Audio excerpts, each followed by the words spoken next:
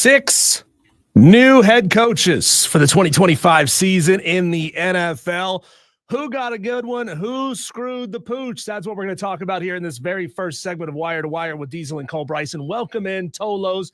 Thank you for being a part of the show. The 30 of you who are already watching the stream, that's awesome. If you haven't ever watched us live, go to our Facebook page, our Twitter, or our YouTube at The Fan Upstate. Jump into the stream. Be a part of it. Chop it up with the other Tolos, Madcraft, and Dan B, and all the Tolos who join that stream every single day. Or you can, of course, always text or call 844-FAN-PHONE, 844-326-3663. We know how Cole feels about his new head coach, Brian Schottenheimer. Never had a head coaching job before. Maybe a little long in the tooth. If you ask some NFL fans, like, why did it take him so long to get his first head coaching job? Well, we're going to grade the 6 new head coaches in this segment, Cole. But first of all, and I know we're going to go a little deeper in on Brian Schottenheimer later on in the show, I want to grade it on a couple different criteria. How do you feel about the hire? How good is his past? And do you think they could have done better? That's the ultimate question that we're going to ask here. Do you think these teams could have done better given where they are as franchises in the NFL? I've got a order in my mind, Cole. I don't know if you want to stick with that order because it kind of, I don't know, makes a little anticlimactic to go worst to first. But how do you want to do it? Completely up to you. I'm going to save my I'm going to save most of my Brian Schottenheimer thoughts for 4 p.m. But I'll grade it. I'll definitely grade it, but I'll give you my full thoughts at 4 o'clock. Maybe we can move these around a little bit if we feel a little differently, or if you feel a little differently from the way that I've got them ranked here, Cole. So let's start right there with Brian Schottenheimer and your Dallas Cowboys. Look, every head coach has to get their first head coaching job at some point. It's bold to give somebody their very first opportunity to be a head coach at any level in the NFL at one of the most storied franchises in the game. I'm not going to call you America's team, Cole. I think we need to strip that away from you at some point. How much mediocrity are you allowed to have and still be called America's team? This is America, Jack. We're supposed to be the best here. But I mean, everybody's got to get their first start at some point, right? Brian Schottenheimer, not known as a guru at really anything. It feels like one of those, you put him on a 1-year deal, see what happens. If he surprises you, you feel better about it a year from now. How do you feel? I would probably grade it right now as a D+. D+. D for Dallas? D for Dallas. D for don't care anymore. D+ hire for the Dallas Cowboys. D for dumbass hire? It was awful. It was a terrible hire. And again, I'll give my full thoughts at 4 because I have several thoughts on Brian Schottenheimer being named the head coach of the Cowboys. But no, I'm not going to give it anything higher than a D. There's just no reason to. If you give it anything higher than a D, you're just hoping for the best. Well, yeah, I mean, look, I wasn't high on Dave Canales in Carolina. I know that he had the ability to bring quarterbacks back from the brink. Maybe this is just that you need something different, right? You looked around, you saw the other options. For example, we're going to talk about it next. Pete Carroll with the Raiders. You look at that. I don't know if Jerry Jones and Pete Carroll don't have a particularly strong relationship with one another, but he may have looked at that and said, well, look at the other options. Look who else is out there. Who can I actually get? Who actually wants to come here and work with me? We'll never get to know who all Jerry Jones hired. And, you know, it also, I keep bringing this back to Dave Tepper and his megalomaniacal way of managing the Carolina Panthers, which is very similar to the way Jerry Jones does things in Dallas. Maybe he wanted to find a coach that he thought was moldable, a coach that he could build in his image and his likeness, the way he wanted his head coach to be.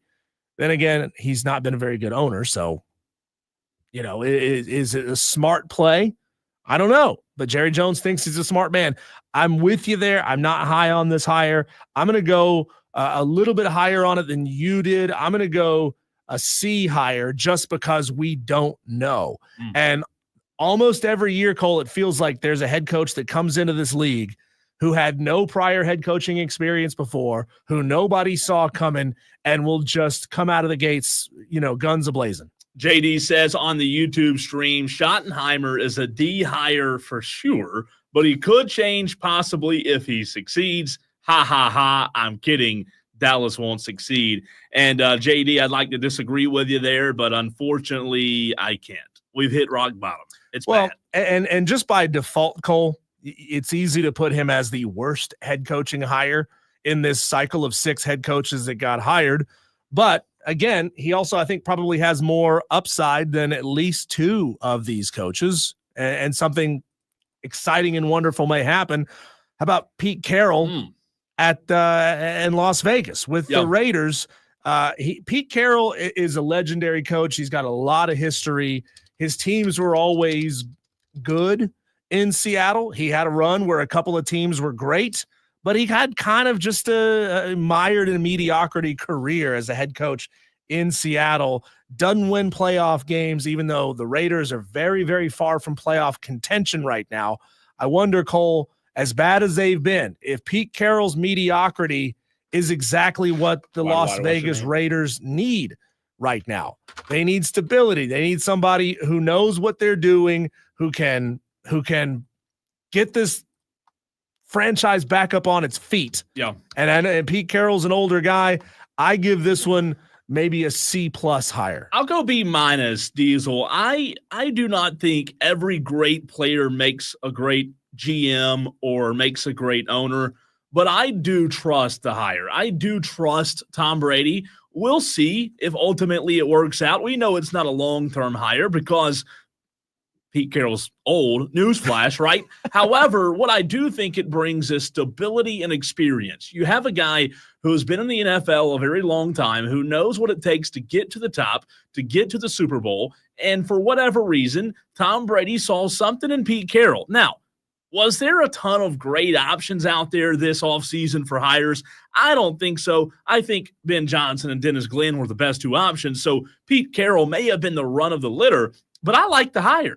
I'll go C-, right around there for this hire. He's a guy that knows what it takes, and I also think that he will be able to have a big say with general manager, with owner Tom Brady in the draft, in acquiring free agents, kind of setting this program up, maybe like a Bill Belichick at North Carolina, Diesel, setting them up to succeed for the next 5-10 years after Pete Carroll. I like it. I really do. I don't think it's a bad hire at all, but I do have a little hesitation with his age. So Tom Brady and his business partner bought a 10% stake in the Raiders. Are you telling me, and maybe you're a little more versed in exactly how this hire happened, did a guy who owns potentially 5% of the Raiders get to make the head coaching decision? Oh yeah, Tom Brady is in full. And by the way, I said I said his name wrong. Aaron Glenn is who I meant. Thank you, JD. I misspoke there. No, from what I hear, it looks as if Tom Brady's in full control, right? And I do like Tom Brady having a lot of fingerprints all over this hire, just because Tom Brady is a no nonsense kind of dude. Like Tampa Tom was fun Tom Brady, but he's bringing that, no BS New England Patriots way in to say, how you do anything is how you do everything. The Japanese call it Six Sigma. They make sure everything is buttoned up at every level, and then you can start to be successful. Well, you know what? Ultimately, I think with Tom Brady being involved with the Raiders, Diesel, ultimately, I know this is going to sound crazy. I don't know if it really, really matters who the head coach is. Like, hear me out on this. Pete Carroll's a good coach. Will he do fine? We'll see. They don't have a ton of talent. They're not the best team in the division. I don't know that it matters who the head coach is when you are where you are right now. 5 years from now, it's going to matter who the head coach is of the Las Vegas Raiders. And I'll tell you, it will not be Pete Carroll in 5 years. But I don't think right now it truly matters. Again, I'm not saying coaching doesn't matter, but I think this is a succession plan to set it up, Diesel. And look, I think with Tom Brady, to your point, I think you have to believe in him, right? Give the guy a shot. He knows what it takes to win and get to the ultimate level, and so does Pete Carroll. So I like it. All right, let's move on to the New York Jets and the aforementioned Aaron Glenn. He's taken over a franchise that is in so much disarray and so much flux right now. It's such a negative place to be. I mean, there's nowhere to go but up, I guess. Hiring Aaron Glenn, he may raise the floor of this franchise. We don't know if Aaron Rodgers is going to be there next year. Tyrod Taylor, as of right now, looks like he's going to be the guy next year if Aaron Rodgers ends up retiring. Again, we don't know if he's going to be playing. We don't know if he's going to be, taking some sort of a psychedelic trip through the desert out there. Diesel, I'll tell you this. I am very, very, very optimistic when it comes to Aaron Glenn. I think it's a B+ hire. I really do. I think it's as good of a hire as you could have possibly made without going and getting a Ben Johnson. I think Aaron Glenn knows what it takes to get this organization back on track because let's be honest, they haven't been on track in a while. Now, they're in I'll tell you this, January, February is important. You know why? They're in a very important evaluation period as to what to do at the quarterback position. I wouldn't be surprised if Aaron Rodgers came back for one more year. If he doesn't, I don't know exactly where they go. I don't know if they try to go get somebody in free agency or build around Tyrod Taylor. I tell you what, Aaron Glenn's going to have to do some one hell of a sales job to bring Aaron Rodgers back because I don't think Aaron Rodgers wants to come back if he's not in a position to win. He may not. Right? He's probably had enough losing in New York. It's not fun losing in New York. It's not fun having the media up your you-know-what on everything you say, even though everything Aaron Rodgers says is stupid. I think there's a lot of stability to be had with this hire. And I also like the fact, Cole, that, out of the 6 head coaching jobs that have been taken this year, 4 of them are guys who haven't been head coaches before. I really, really enjoy this. Brian Schottenheimer, Aaron Glenn, Liam Cohen, and Ben Johnson. Where'd you go on the hire? What grade? What letter? On Aaron Glenn, I'm gonna go a B just because he's been around the league as long as he has. Maybe a B-. Again, you gotta wait and see, and you got to assume, Cole, that out of these 4 guys who have never been a head coach before, one of them is probably going to exceed expectations. 2 of them are going to be right there in the middle, and one of them is going to flop. I don't know which one it is that's going to flop. But I'll tell you this, man.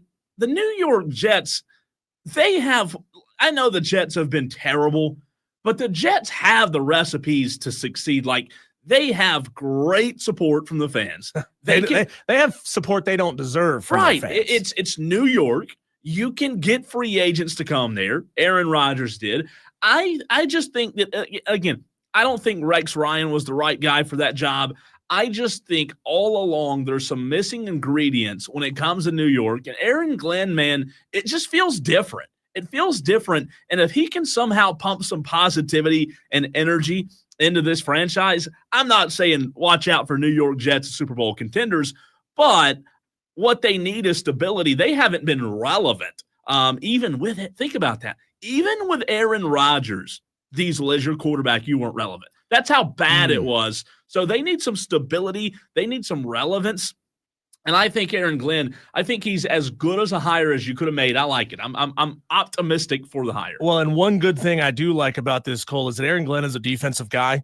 They had a pretty decent defense this year. I mean, they gave up the 3rd fewest number of yards per game this season. So they've got dudes clearly. So bringing in a guy who can really shore up and bolster what they were good at this year, I think could be huge. Now it depends on who his offensive coordinator hire is going to be and who his quarterback is going to be next year. But hey, bring in a guy who can pick up the ball and start running with it immediately at what he's good at. And then over the next 2 seasons, 3 seasons, build on what you're not good at. I don't think ultimately, but last thought on the Jets, ultimately, I don't think it's smart to try one more year with Aaron Rodgers. I think that you're ultimately, Diesel, delaying the inevitable with Rodgers, right? I say go ahead and rip the Band-Aid off this year. Go ahead and get the fresh start this year. If he wants to come back, maybe something is worked out. But if I'm in that situation, I want a fresh start because Aaron Rodgers, he did nothing to help the franchise get to where they need to be. He did nothing. I mean, look, he's not the same Aaron Rodgers from 10 years ago, Diesel, but you've got to rip the Band-Aid off in New York and get a fresh start. Well, and good news is they're drafting inside the top 10, sitting right now at number 11. So they've got options for where they want to go. They can, take their pick of elite wide receivers, of elite edge rusher guys. So they're in an enviable position where they can get talent early. So I like the opportunity for Aaron. We'll see how it plays out. Let's go to the New England Patriots. Mike Vrabel, who's been around this league for a while, been a head coach before. He's taken the job there in Foxborough. Let's see how it plays out. 100%. Sign me up. A+ hire.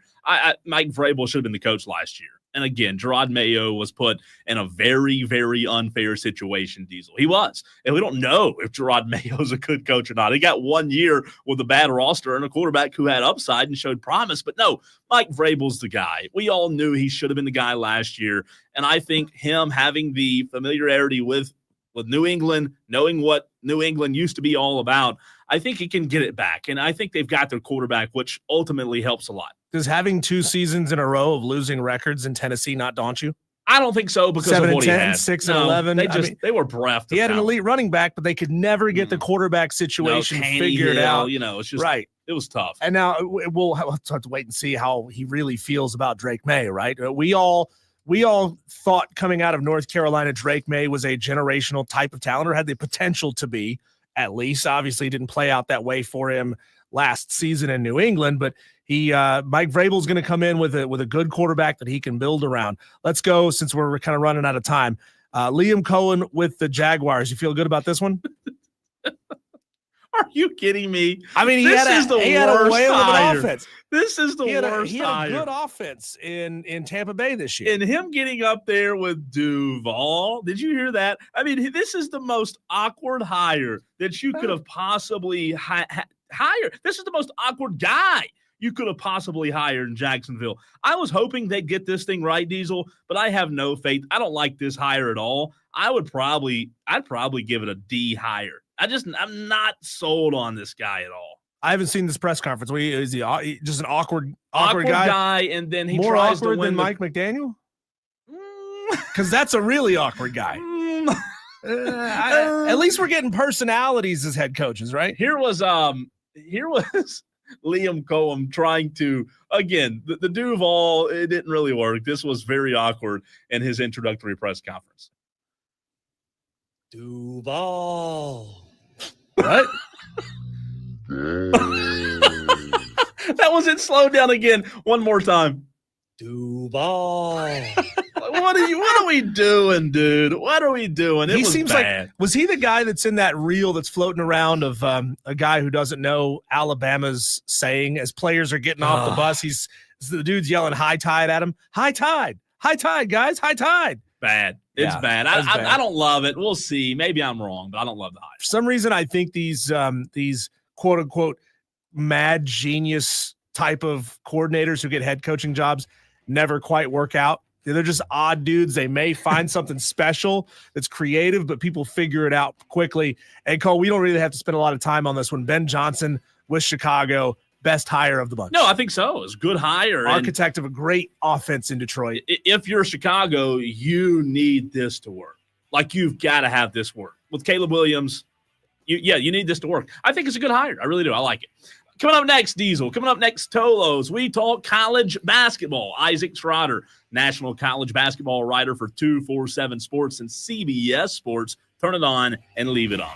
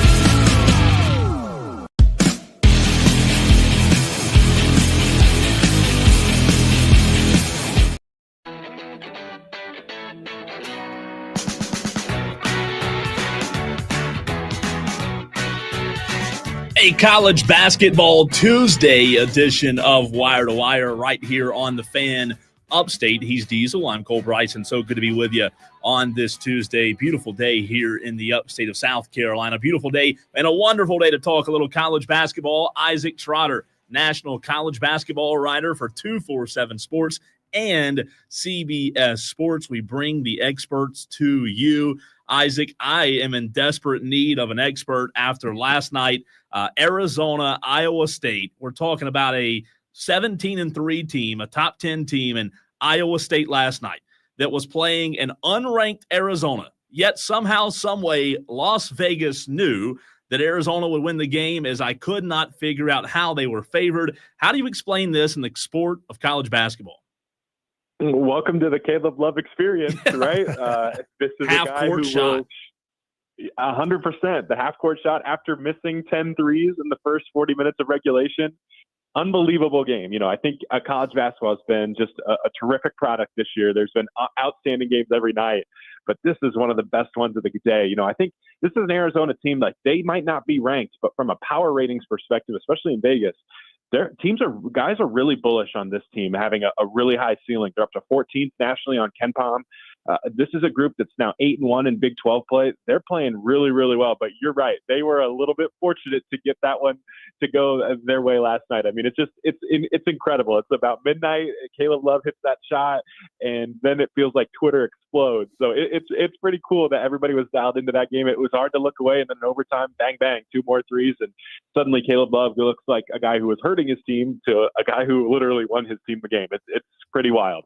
Isaac, this is Diesel here. Talk to us about our local team here in the upstate of South Carolina, Clemson, sitting right now, as you just mentioned, in the KenPom at number 27. Are they a victim right now of the ACC's general slide? I mean, they seem to be handling a lot of ACC competition fairly easily, you know, winning a lot of games by 8, 10, 12 points, but somehow they can't climb into that top 25.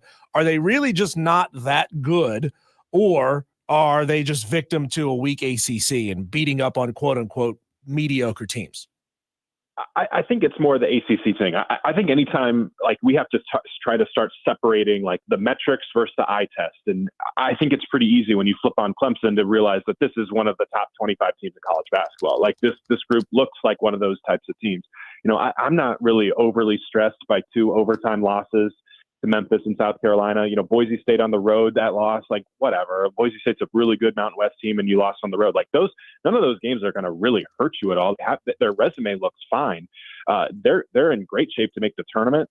I think right now it's just like, it's going to come down to, you know, how do you play against Duke? How can you get a North Carolina? Like, how do you handle your business down the stretch here to put yourself in position to get a little bit of a higher seed? I think right now they look like a 7 or 8 seed from a resume perspective, but they control their own destiny, you know, and I think it's going to be one of those situations where, you know, this group checks off a lot of boxes. 1, they're really, really old. 2, they can play multiple different ways. We've seen them start 3 guys who are over 6'8". You know, they can really post you up in a lot of different areas. And then they also have an outstanding lead guard. And I think when Chase Hunter is rolling, you know, it's hard to find 10 or 11 guards that are better than him in college basketball, especially just with the 5th year part of his game.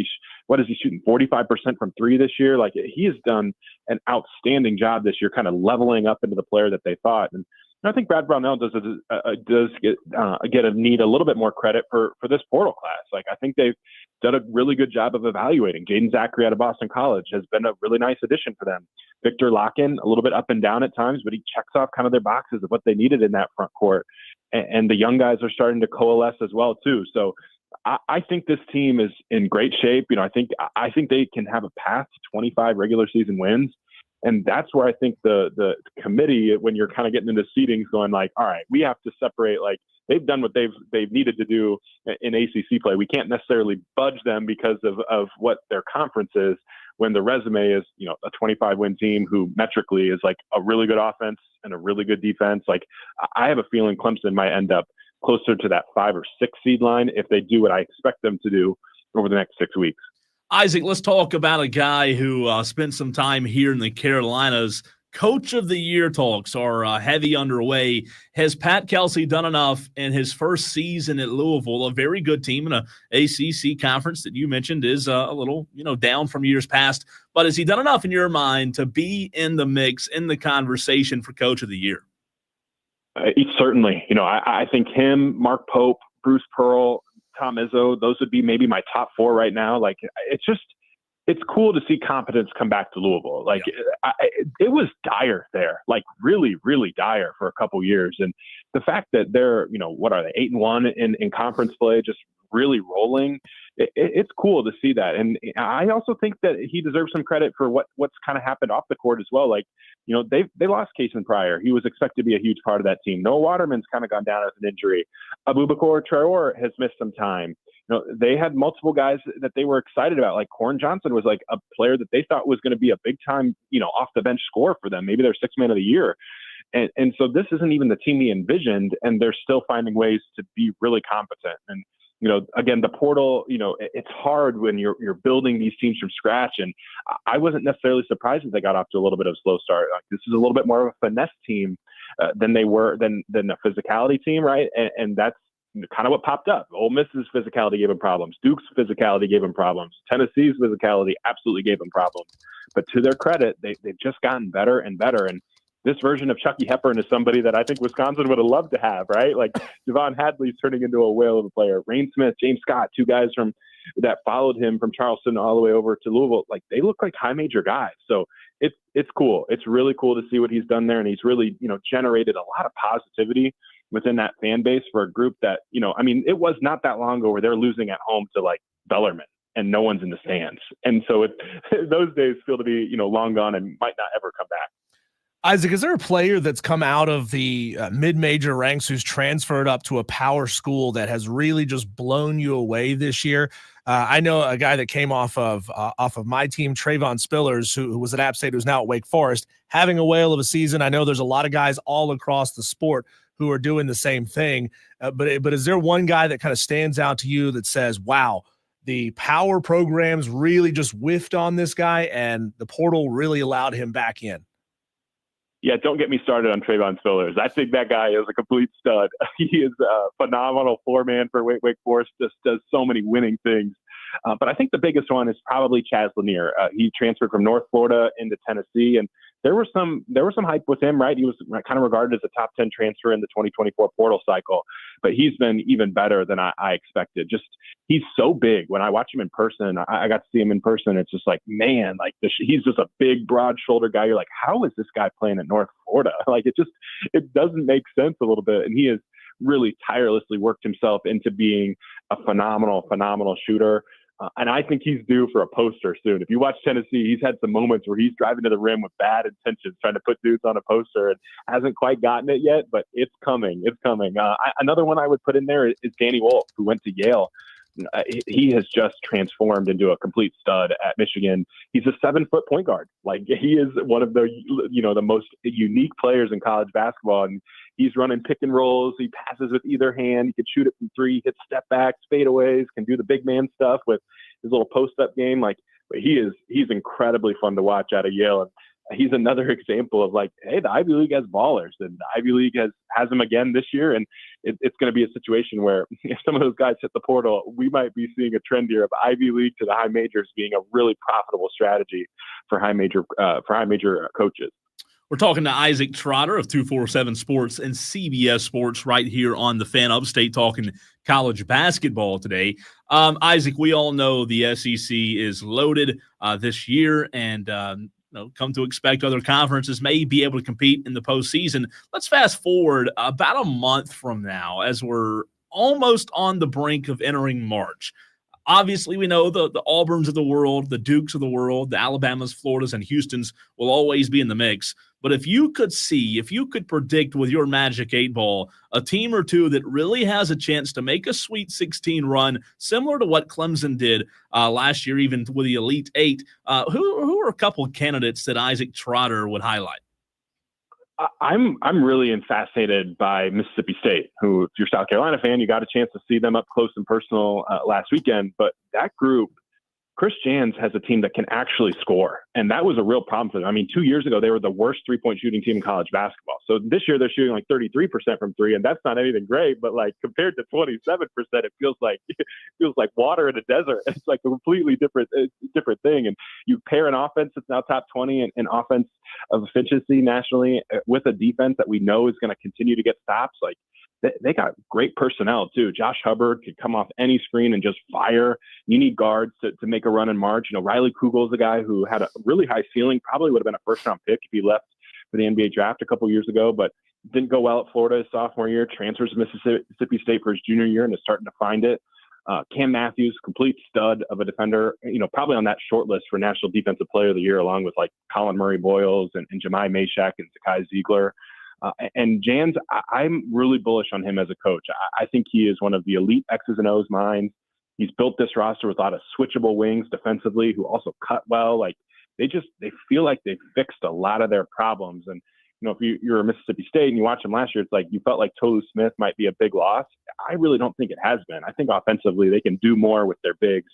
Defensively, their bigs are even more mobile. You know, they protect the rim at a high level. And if we've seen an indicator with teams that make deep runs, it's teams that can really take away and turn your water off at the rim defensively. And Mississippi State can do that. So, you know, they're kind of one of my dark horses as a team that I think might end up making even a deeper run than the second weekend. Like them being in the Final Four, like would not surprise me one bit, even if, you know, their record might not look like that right now.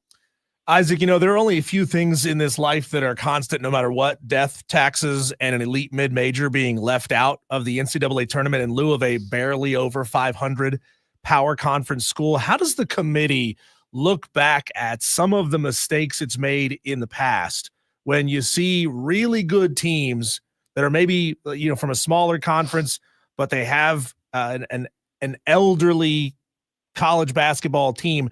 How do they look back and say, nah, we really don't want to have anything to do? We're not in the business of putting 22, 23 win mid-major teams in just because they maybe lost their conference championship game.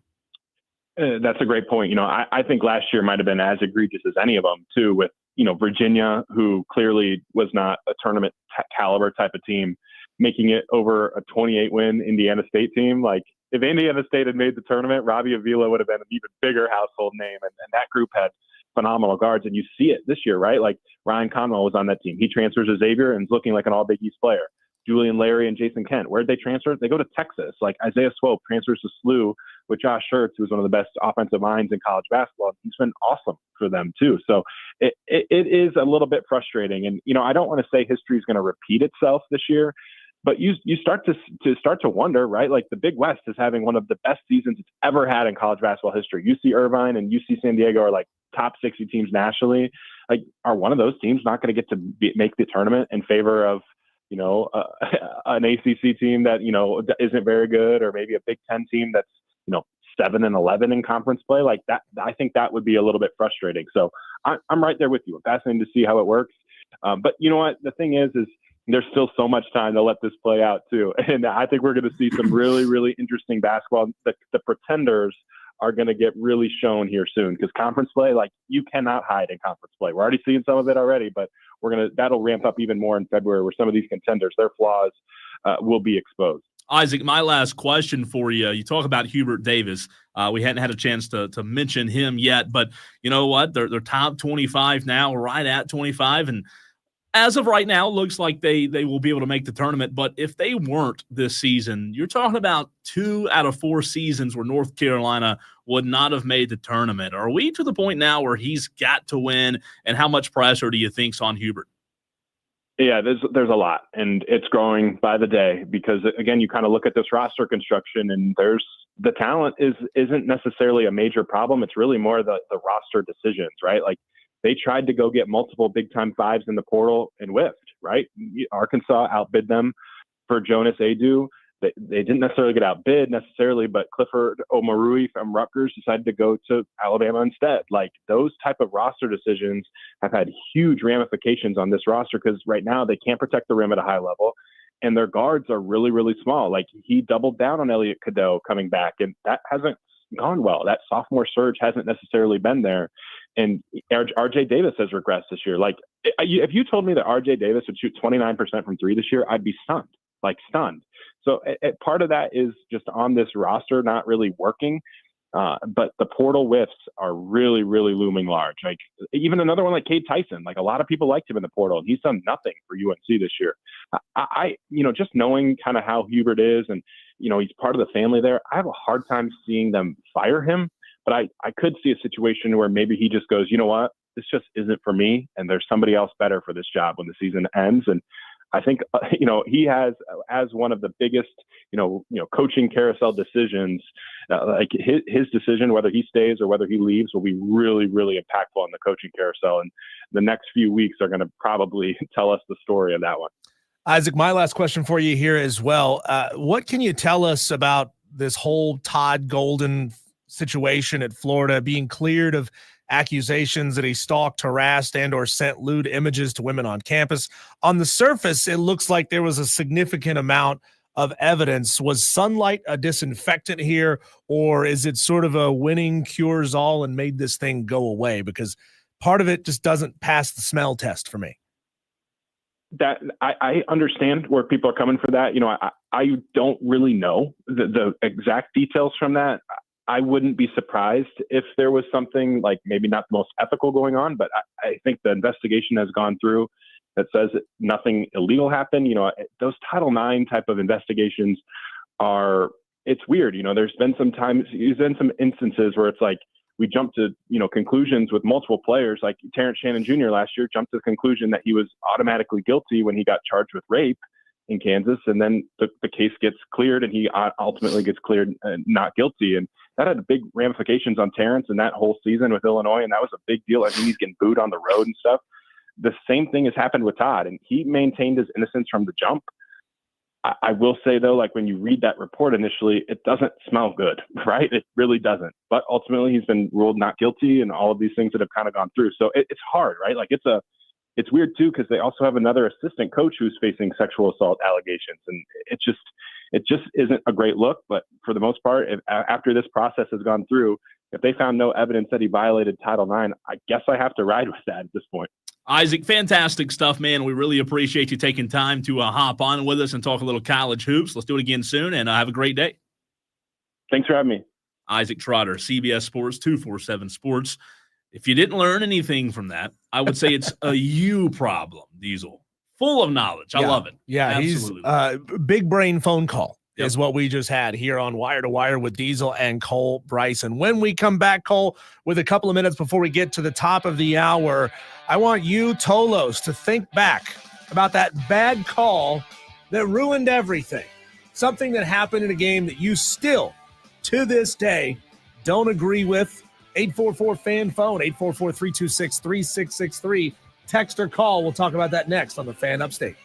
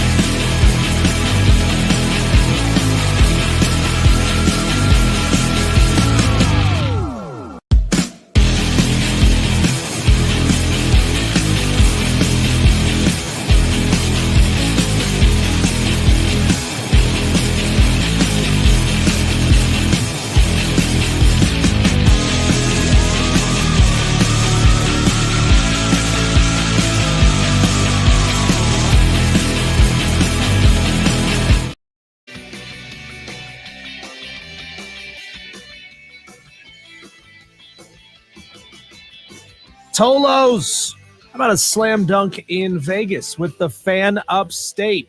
We want to send you on an amazing trip to Las Vegas. One lucky winner going to score round-trip airfare and accommodations for 4 in Las Vegas, plus $5,000 per person. Per person. That's a total of $20,000 to enjoy an ultimate experience for the first 2 rounds of the College Basketball Championships.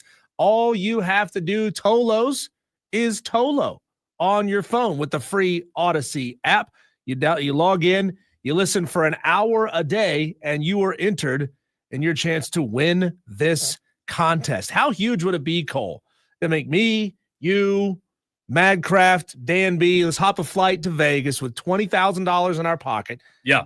While the tournament's going on and have ourselves a blast. Sign me up. Yeah, except we can't. We can't. You and I can't. Now, DB can. They can win and maybe take us. How about that? Oh, that's a good idea. That's called a loophole. That is a so. Should we set a rule that if a Tolo wins, they only get one? They have to take you and I as well. I think so. I think so. Now we can't. Unfortunately, we can't demand that. Yeah, we can't make you take us. But it'd be awesome. It'd be great. You did. Again, all you have to do is sign in and stream us on your smartphone. I can see it now. Why our boss? Why are y'all both taking off on the same few days? Where are y'all? What? We're just not feeling good, Mark. Sorry.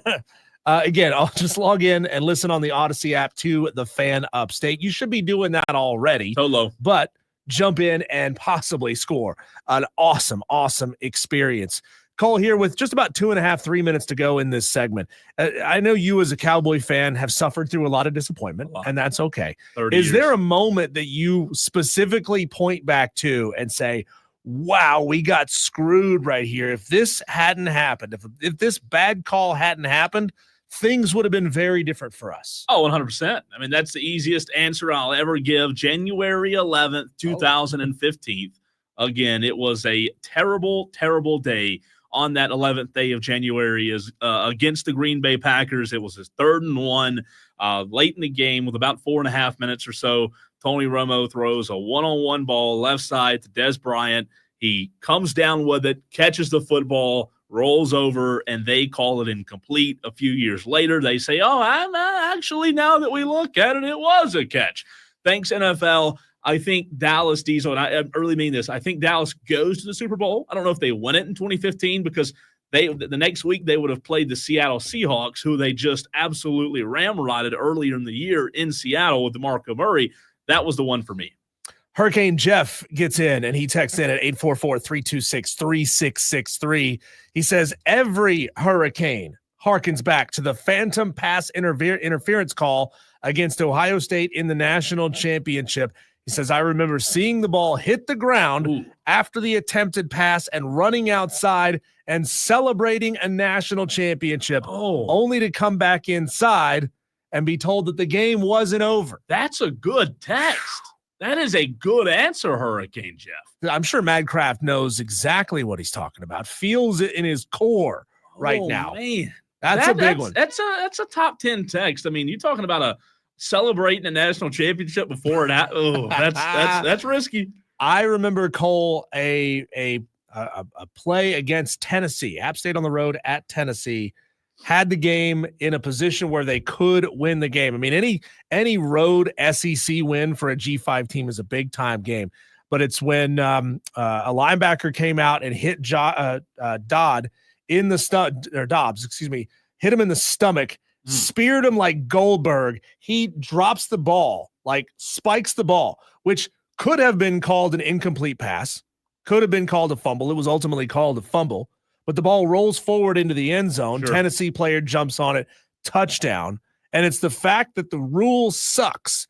The rule states that you can advance a ball into the end zone on a fumble on 1st, 2nd, and 3rd down, but not on 4th down, which I think is a BS rule. Either it should be the same on all plays, on all downs, or no downs. I thought that sucked. That should have been, in my mind, an incomplete pass, especially considering that his arm was going forward. Texter says, how about either of the flags that removed touchdowns from Gamecocks this year against LSU would have put us at 10 wins and likely in the playoffs? I agree with that. 3-4-4. Also, Harold in Greenville yesterday brought up the one with the Rams and the Saints in the NFC Championship. the no call there. I think that was a really good example as well. I'll never get over the Dez catch, though, Diesel. That one's going to be tough. Speaking of tough, the Cowboys, we prefaced this in segment 1 when talking about the NFL grades thus far. Diesel, my full thoughts, my full reactions on the Dallas Cowboys hiring Brian Schottenheimer. Tolos, want to hear from you. That's next.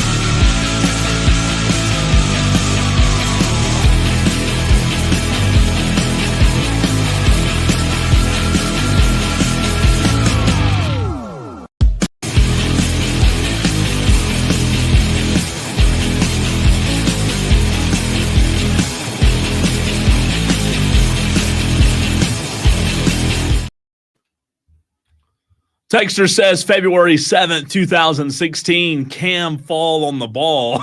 Going back to Diesel's last topic. That wasn't really a call. That was just call, Cam Newton not fall. protecting his assets. I don't know. I know it doesn't sit well with Panthers. That's fans, the moment right? when most Carolina Panthers fans stop being a fan of Cam Newton. That's tough. Texter also from the 499 chimes in and says, "Cry chickens cry," and I'm guessing he was referencing the text about the LSU no calls, or the LSU calls rather, earlier in the season. He's Diesel. I'm Cole Bryson. Welcome into hour number 2 of the show, Wire to Wire, right here on the Fan Upstate. 100 Tolos in the stream right now on Twitter, Facebook, and YouTube. Let's double that. Let's make it 100 more. We had over 200 yesterday. So let's go ahead and hop in the stream. Also, the free Odyssey app, AUDACY. If you haven't downloaded the app yet, do so. You're behind the 8 ball, dadgummit.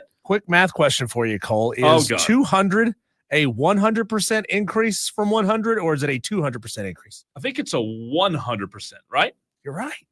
Look at you. Never ask me a math question again, because I'll never get another one right. So let's leave it there.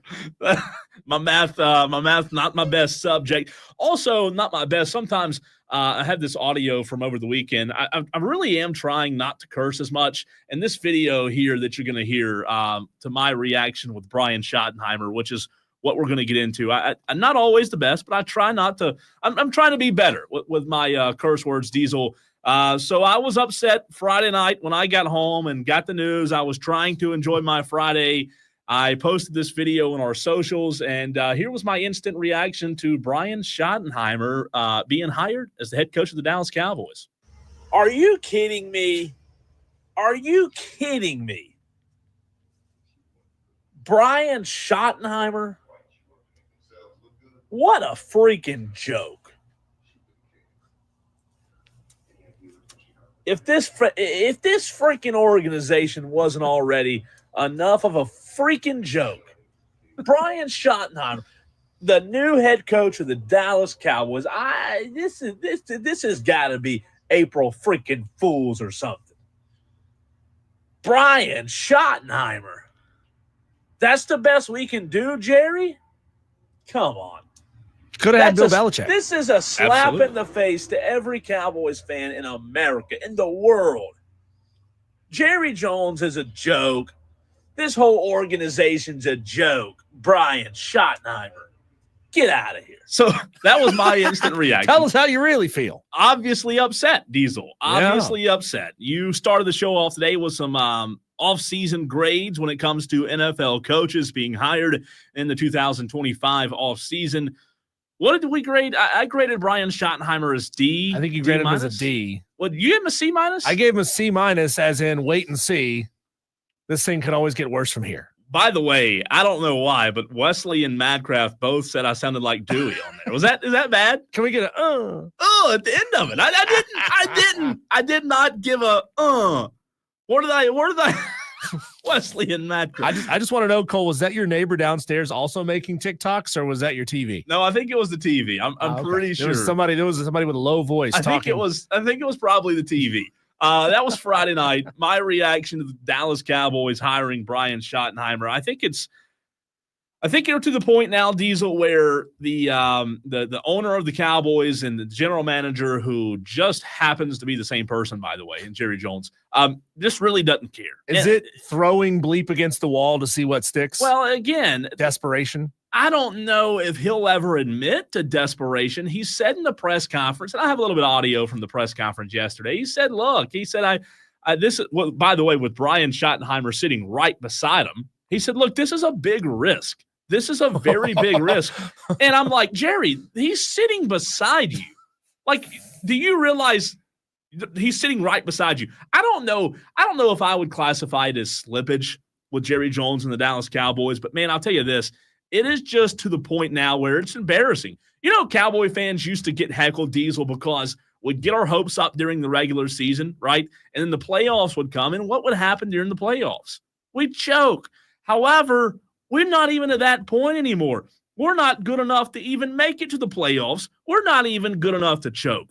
I believe it is a slap in the face to every Cowboy fan in the country, in the world, Diesel, because at the end of the day, it's the Dallas Cowboys we're talking about. This isn't Cincinnati. This isn't Cleveland. This isn't New York. It's the Dallas Cowboys, and the best you can do after having called Deion Sanders, the best you can do is hire Brian Schottenheimer, who has zero head coaching experience. Diesel, please, for whatever reason, somehow, some way, talk me off the ledge and tell me why, and Tolos as well. If you think I'm wrong, tell me how you think this might work. Well, Brian Schottenheimer's offenses in Seattle were quite good.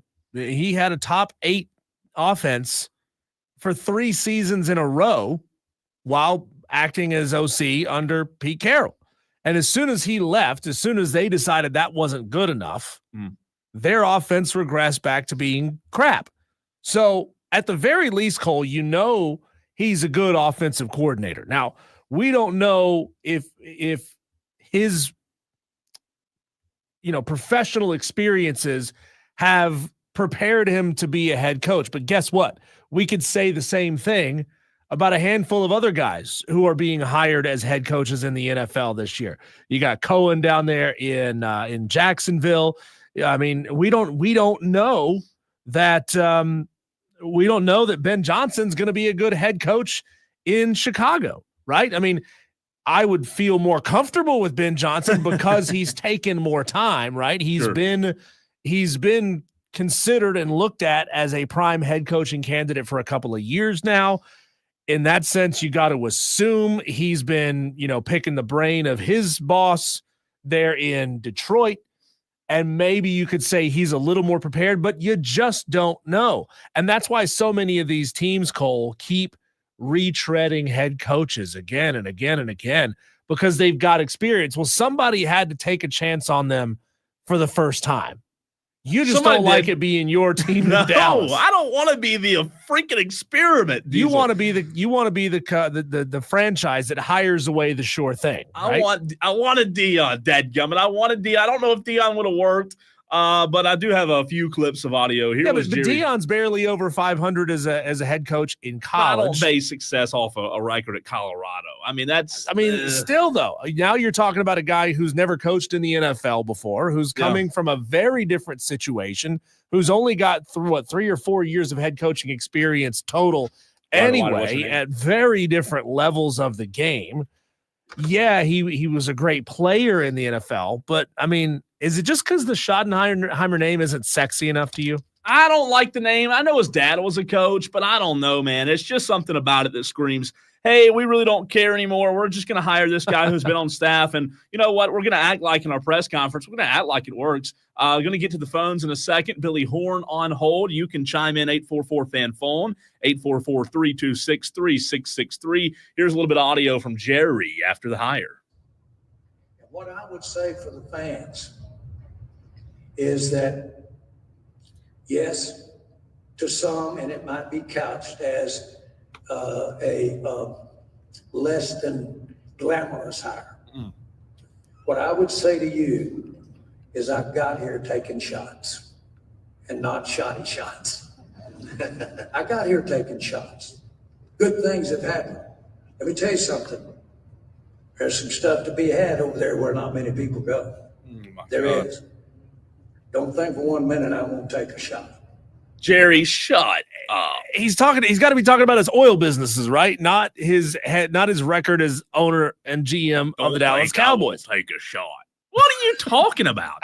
You need a shot. Maybe you'd hire a better coach if you had a shot or two. I mean, here's the difference, Cole. If you buy up some land over there and you think maybe there's oil under there, you go dig a hole. All you got to do is move over 50 feet and dig another hole. You're not stuck drilling that hole for 3 years because you signed him to a big-time contract. Unbelievable. I'll give you more of my thoughts. Billy Horn wants to weigh in. JD, Wesley, Kane, all in the stream. You can hop in on the stream as well. What's up, Billy? Not much, Cole.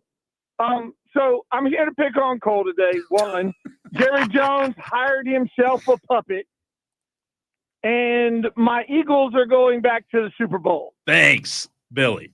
I really appreciate that. Well, here's my problem with Jerry Jones. He wanted somebody that he could control. Jerry Jones just should have made himself the head coach. Yeah. He wasn't going to hire Dion because Dion would not have listened to half of what Jerry Jones had to say. Dion is going to do it Dion's way, not the Jerry Jones way. Jerry Jones hired Marty Schottenheimer's kid, and no offense, he hired himself a puppet that will do what he wants, when he wants, how he wants, and Jerry doesn't have to put anything into it. Now, Cole, how do you feel that the Eagles not only beat you twice, but are back in the Super Bowl, buddy? Billy, I will tell you how I feel. I feel absolutely embarrassed. Not only that Philadelphia is there, but Washington, who's been a joke of an organization, can in one season get to the NFC Championship game. I know winning's hard. I know getting the Super Bowl is hard. However, your division just played the NFC Championship while you were at home watching. I'm embarrassed as a Cowboy fan. It sucks. I mean, there's no other way to put it. It absolutely sucks, and I have no faith that it's going to get better under Jerry. I wish I could say it would. I wish I could say, well, wait till next year, Billy. Wait till next year. I don't have any faith, man. Well, Cole, I know how you feel because when you were winning all them games in the 90s with Troy and Emmett and the boys, we were at the bottom of the barrel. I know how you feel, but I do prefer being on the top of the NFC East over the last couple. But you gentlemen have a good day. Thanks, Billy. Thank you, Billy. Don't feel too bad about the poor hire. Did you hear how giddy Billy was to dunk on you like that? He deserves it, He though. was freaking out He for the did. opportunity. Listen, I deserve the dunk. You know what's even worse than that, Diesel? Our idiot owner's son, Stephen Jones, in the press conference yesterday, I'm going to play this audio. You can't see Stephen Jones, but after you hear the audio, I'll tell you what he did with his hands. But first, here's Stephen Jones. Obviously, we're also evaluating where it didn't go right, in terms of, this drought that people say we're in terms of a championship game or a Super Bowl. So when he said the word drought, he used air quotes. Stephen Jones used air quotes when he said drought. What are you using air quotes for? You are in a drought. It's not like people are making stuff up, Diesel. Well, is it really a drought when you're swimming in a swimming pool filled with champagne? When you could just go do that anytime you want to? I mean, that's not a drought. on. I mean, he's literally Scrooge McDuck diving into a pile of money. He's not on a drought at all. You are on a drought as a Dallas Cowboy fan. The fans are in a But Jerry drought. Jones ain't on a drought. Trust me. How ridiculous is that from Stephen Jones? I mean, how ridiculous. I do wonder this, Cole. And look, I want to let you go through your process, right? There's all the stages of grief, and I don't know what stage you're on right now, but at what record will force you to apologize for this hire? You're really down on it. So you're 7-10 this year. You're at this moment, you're in a low spot. What is your heart telling you next year is your expectation for the number of wins you're going to have with Brian Schottenheimer as head coach? You think it's going down from there? 5? 4? I don't think we are set up as a franchise to immediately have a Washington-type turnaround because of the locked-up contracts. When your three best players, ask Cincinnati, Diesel, ask Cincinnati, when you lock up your three best players, what happens? You're strapped. I don't think Dallas is in a situation to where they're going to be good next year. To answer your question, I would say in order for me to say, okay, I apologize to Brian Schottenheimer, within the next 3 years, within the next 2 years, win the division. In the next two. Win the division in the next 2 years. So next year, let's just look at it as a 1 year snapshot. Yeah. A year from now, if the Dallas Cowboys have won 7 games again, how would you feel about that? Oh, a year from now, he's got to go. It's got to go. He's got to go. Okay, what if he gets to 8 or 9? Again, 8 or 9, you're talking about a 500 season, right? Congratulations. You had a 500 season with a quarterback that you paid top 2 money for, with a linebacker that you're going to have to pay top probably 3 money for, a cornerback and Diggs who you paid top 5 money for. No, it's unacceptable. I mean, 8 wins, 9 wins. No, you've got to be able to really get to where you're supposed to be. The NFC East, Diesel, should be for the next several years the best division in football. The Cowboys should be better. They have the talent to be better. The Washington Commanders aren't going anywhere, and the Eagles aren't going anywhere. I'm down on it. Hopefully I'm wrong. Look, Cole, I look at any opportunity like this as we never know. With his ability to bring in a creative mindset, we may see a positive change. And it's hard, as a fan, you go through this reaction, the sky is falling. Oh no. I felt the same way when my team hired Dowell Loggins. Why that guy? But then you let a staff build and you start to maybe flesh this thing out a little bit and say, okay, I believe there's some quality individuals in this organization and that we're going to take a positive step forward. I hope so. I really do. I don't have much faith. I don't have much hope right now in Brian Schottenheimer, but we'll see. Dale wants to chime in, who's also a Dallas Cowboy fan, 844-326-3663. Dale, what's up, man? You just said Dak is top 2 money, and I'm pretty sure he's the highest paid quarterback at the moment. Is he? I'm pretty sure $60 million a year for the next 4 years would make him the highest paid. You might be right. So he's the highest paid quarterback, so that even goes a step further to say you should win, right? He should, but he won't because he's right. Dak Prescott. So with that being said, I think anything outside of the playoffs with the roster, granted it is a decimated roster, especially on the offensive line. If you're not making the playoffs, you're getting fired. You'll be a one-and-done guy. Yeah. I don't know how we keep Micah Parsons beyond this year. I mean, he's on the what? He's on the last year of that rookie deal, right? He is. I mean, it's got to be re-up now. Yeah. And I don't know how we keep him. Well, they're not going to sign him early. I'll tell you this. I think you should get rid of him. I know that sounds crazy, but you should let him walk. You've got to free up some numbers, man. You've got to free up some money. I know, and it's sad because the defense, you saw the difference he made on that defense when he came back. And Overshown looks like a great talent, but he can't stay healthy. No. He can't stay healthy. Deron Bland and Diggs, I mean, they've got to be healthy at the same time when they are. They're 2 lockdown corners. But you're right. There's so much cap misery right now. And, again, a lot of it is that offensive line is going to be so thin, and there's no running game. We're going to end up taking Gentry, and that's just going to be a wasted first-round draft pick. Man, I don't know what's going on with them boys. Dale and Diesel, too. I'll say this. I think the biggest problem is with Jerry as the owner and GM and Stephen Jones and Will McClay. I don't think they know how to properly evaluate talent, meaning not only on the field, but the coaches as well. You had Kellen Moore and Dan Quinn and Joe Witt Jr. and Mike McCarthy all on one staff. Again, those 4 coaches are as high regarded in the NFL as anybody else. And guess where they all are? They're all playing in an NFC championship game last year while you were sitting on the couch. They let the talent go, and they don't know how to evaluate it properly and retain it. So what metrics do you believe Jerry saw in Dak that gave him that money outside of loyalty? I don't know if it was metrics as much as it was, hey, we have a quarterback, and Jerry knows how hard it is to find a quarterback in the NFL. He saw his upside. When Dak Prescott is good, Dale, he's as good as anybody in the NFL. His numbers have shown that, but he's just not consistent enough, and I think Jerry banked on the consistency. Yeah, but he also said the same things in the last few years of Tony Romo's tenure, when we all could see that Tony Romo's skills were declining and that they should be playing Dak Prescott. We saw that happen. Dale, you hit the nail on the head. He is loyal to a fault, and that fault is in all caps. You just made my point. He feels like Dabo Sweeney. Wow.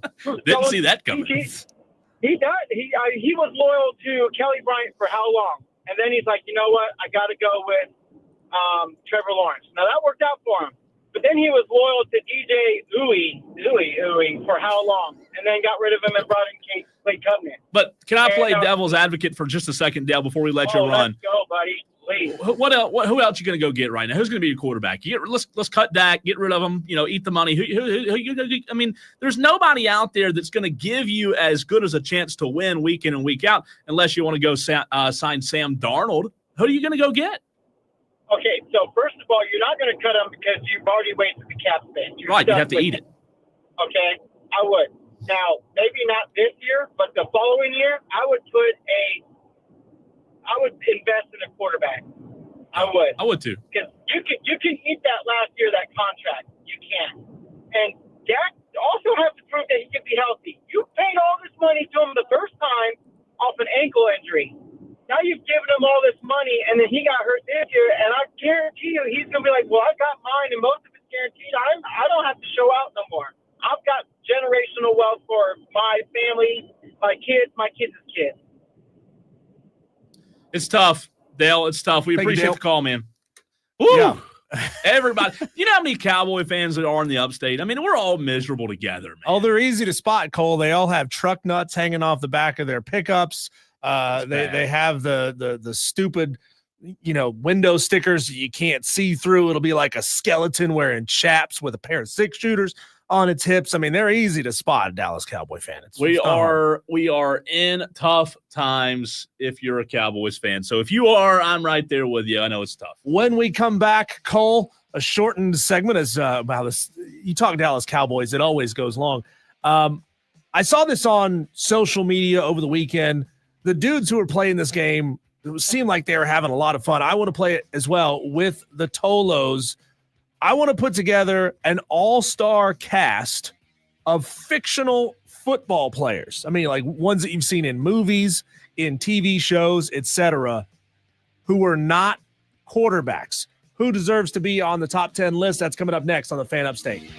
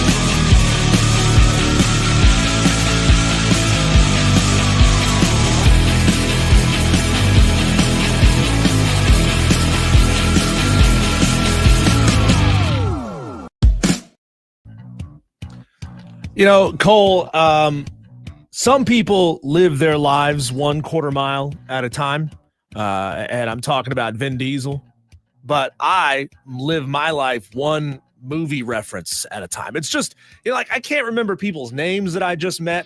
No way am I remembering a phone number outside of my own, my wife's, and my parents' phone number. Outside of that, I have to look at a cheat sheet literally every day when I'm doing the phone number for the radio show. It just doesn't stick in my brain. I've never met anyone who makes as many movie references. Right. I've never. I love movies. Yeah. These are the things that stick in my brain, though. I don't know what it is. Like I can quote accurately scenes that I haven't seen in years, Cole.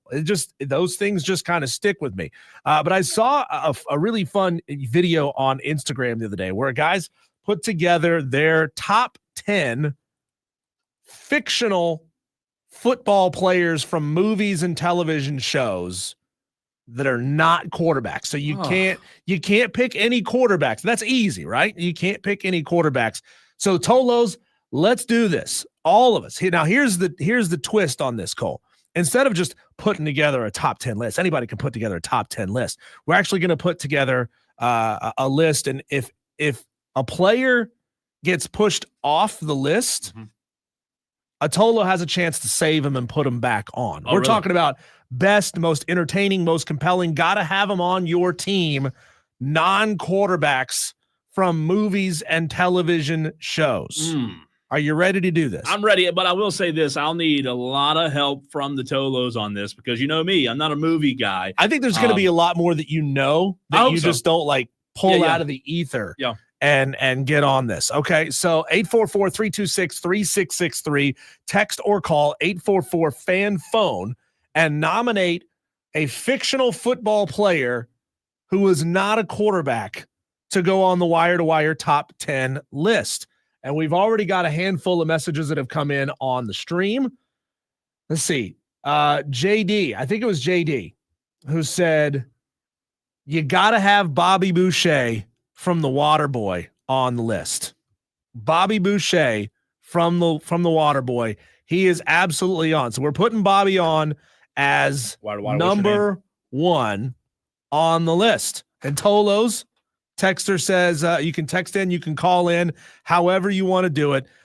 Jeff R is going tweeter from Varsity Blues. You got to be able to name the player, okay? He says the kicker from The Replacements. If you can't name the y'all's memory blows me away, man, because I can't remember what I had for lunch, and y'all are over here naming freaking.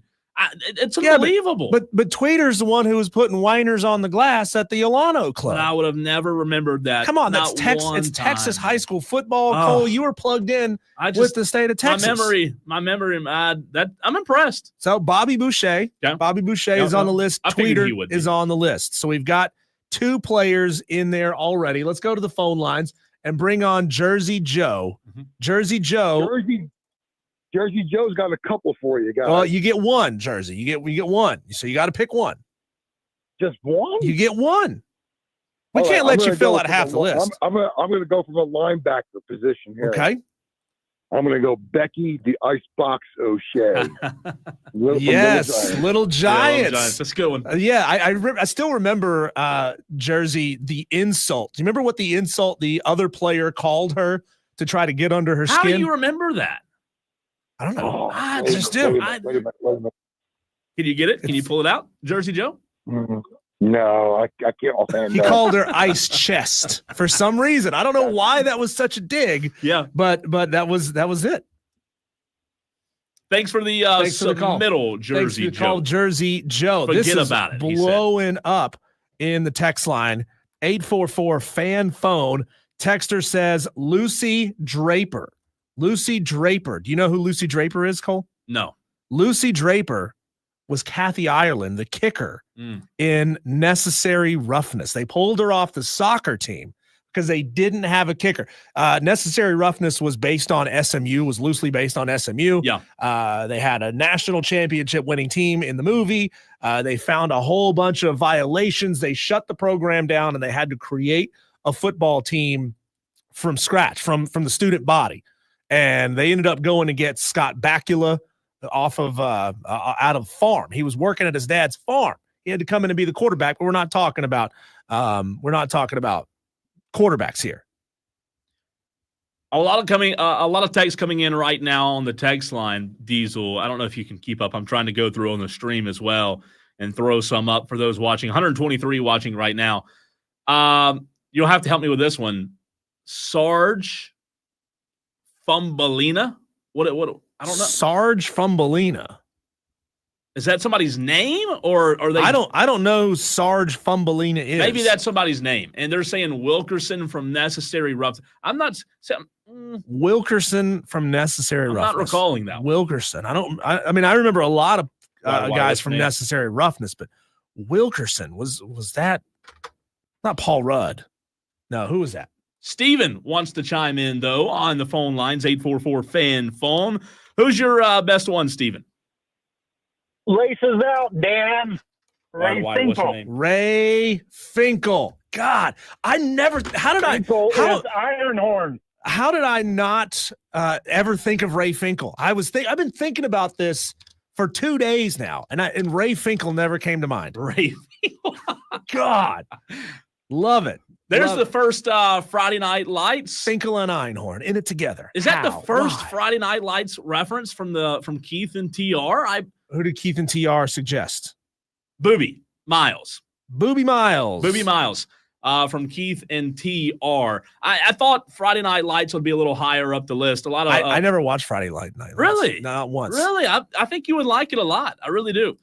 Dale wants to chime in. Another Dale on the phone lines. Dale, what's up? Cole Bryson, how you doing? There's Dale. Hey, Hi. Dale. What's up, man? Not much. I sent you a voice text to your phone. I know you can't hear that right now. Sergeant Fumbelina Wilkerson was in Necessary Roughness. He was a linebacker. Also the center from that movie, Manu the Slender. Yeah. Manu the Slender, Kevin Allen's boyfriend. I was calling to give you one. I'll tell you what, even though I was a leading running back there for Arlen High, my center and my fullback, Bill the Bulldozer Dotree, I tell you what, he led Texas in touchdowns. Bill the Bulldozer Dotree. That's a good one. Wow, Dale, that's a fantastic one. Oh my God, You didn't see that one coming, did you? I didn't. And you know one that no one has said yet at all, and this hurts my heart. Al Bundy. Oh yeah, 4 touchdowns in a single game. Al Bundy in the city championship. I like that. That's Dale bringing the heat, man. Dale bringing the heat. JD right behind Dale wants to chime in. What's up, JD? Hey, well, first of all, Diesel just mentioned Al Bundy. I just saw where he passed out because someone was asking him about a lingerie thing on a Facebook reel today. One of the greatest Al Bundy things I've ever seen. I hadn't seen that. How about Daniel Bateman from The Replacement? He can't stop because he's like a bull. He sees the red jersey, but he just wants to attack the red, man. Yes. You got to give it to Daniel Bateman.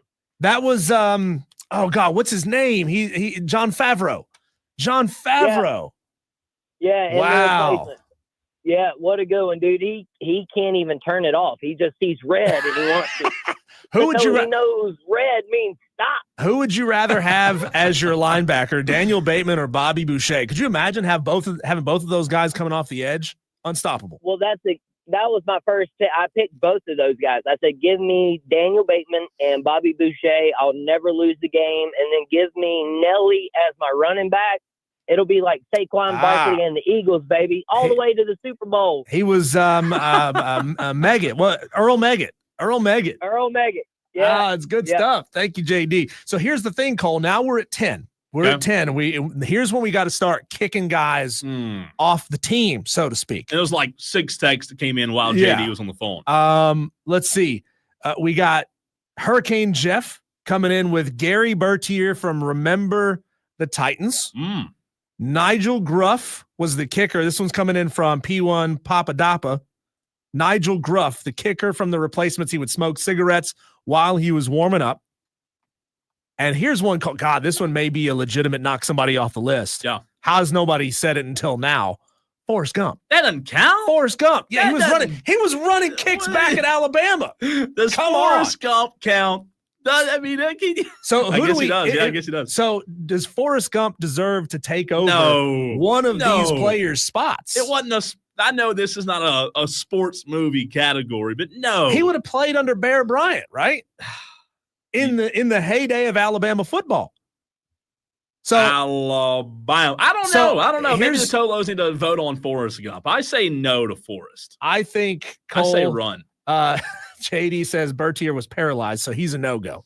Can't put him on the list. You are terrible. So the question is, if we're going to add Forrest Gump, Yeah. who has to come off the list? Okay. Forrest Gump, who comes off the list? Bobby Boucher, Tweeter, Becky the Icebox, Lucy Draper, the kicker from Necessary Roughness. And I'm sorry, we are never kicking her off this list. Ray Finkel, Booby Miles, Fumbleina Wilkerson, Bill Dozer Dotrieve, Al Bundy, and Daniel Bateman. Who's going to come off the list? Who's going to come off the list? I think it's got to be Fumbleina Wilkerson, right? I mean, Fumbleina Wilkerson it's like a secondary character from that movie. It's not even a main character. Can we agree on this? That was another Forrest Gump that came in as well. Texter says Latimer from the program. I don't know. I think, if y'all want him on, you can get him. But again, you have to knock somebody off. Would it be wrong to nominate somebody from Brian's song? Who's that? Brian's song? You never saw Brian's song? I don't think I did. No. It's a really sad movie. No, I don't want to watch it if it's sad. Football player gets like cancer and dies or something. What? Yeah, that's rough, man. I've never even heard Movies of in the 70s were dark. What you say it was called? Brian's song. No, I've never even heard of that. How have I never heard of that? Brian's song. I don't want to watch it if it's sad. Madcraft. We're doing fictional characters only. Fictional characters. So no quarterbacks, no real football players. Yeah. It can't be like a documentary, right? Yeah. It can't be a documentary. It can't be somebody playing themselves in a movie because that's a real football player. Am I here listing taking Fumbleina Wilkerson off the list? Is that right? To replace him with Forrest Gump? You can do it. I'm doing it. I'm knocking him off the list. Texter says Thad from Blue Mountain State. That's not that doesn't count. That's Nobody said Billy Bob either. Billy Bob. Refresh my memory on Billy Bob. Billy Bob was in oh God, help me out. It's Varsity Blues. Varsity Blues. Okay. Yeah, Billy Bob, the big fat center that kept getting concussion after concussion after concussion. He had to be fat. Well, he was. Well, he was. He was fat. He was fat. And I think sadly the actor who played him passed away a couple years ago. That's no good. Yeah. Was he fat like when he recently? Well, no, not when. I don't think when he passed away. So, I think he'd lost a lot of weight. So Forrest is officially on the list. I think Forrest Gump has to go on the list, right? We gotta kick off Fumbleina. Anybody else that needs to be Steve Latimer from the program? I don't think I ever saw the program, Texter. Program. I don't think I ever saw that. I'm literally copying that and pasting Brian Piccolo and Gail Sayers were the actors in Brian's song. No, I've never seen the program. Steve Latimer's a jack dude, though. So 1993 was when the program came out. So Jacob says Nigel Gruff, the kicker. Do we if we're gonna go position for position, are you willing to kick Kathy Ireland's Lucy Draper off the list for Nigel? A kind of a non-attractive British dude. Non-attractive. I'm glad you said that. Brandon wants to weigh in on the phone lines before we run. Brandon, what's up? Hey, receiver, you got to put in Rod Tidwell. Rod Tidwell. Jerry McGuire, man. Yeah. Show me the money. God. This is tough. Only getting it's 10, hard to get though. 10. Yeah, that's right. Tough. That's tough. I mean, maybe I should have gone 12 just because you got, or 11, right? You got to do 6 offense, 6 defense. There you go. Thank you, Brandon. Thanks, Brandon. Rod Tidwell. Is Rod Tidwell knocking somebody off this list? Is Rod Tidwell knocking? I'm the wrong one to ask. Daniel Bateman is sitting at number 10 right now, and that was JD's.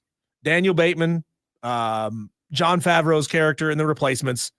Is he off the list for Rod Tidwell? Can I get a second on that, texters?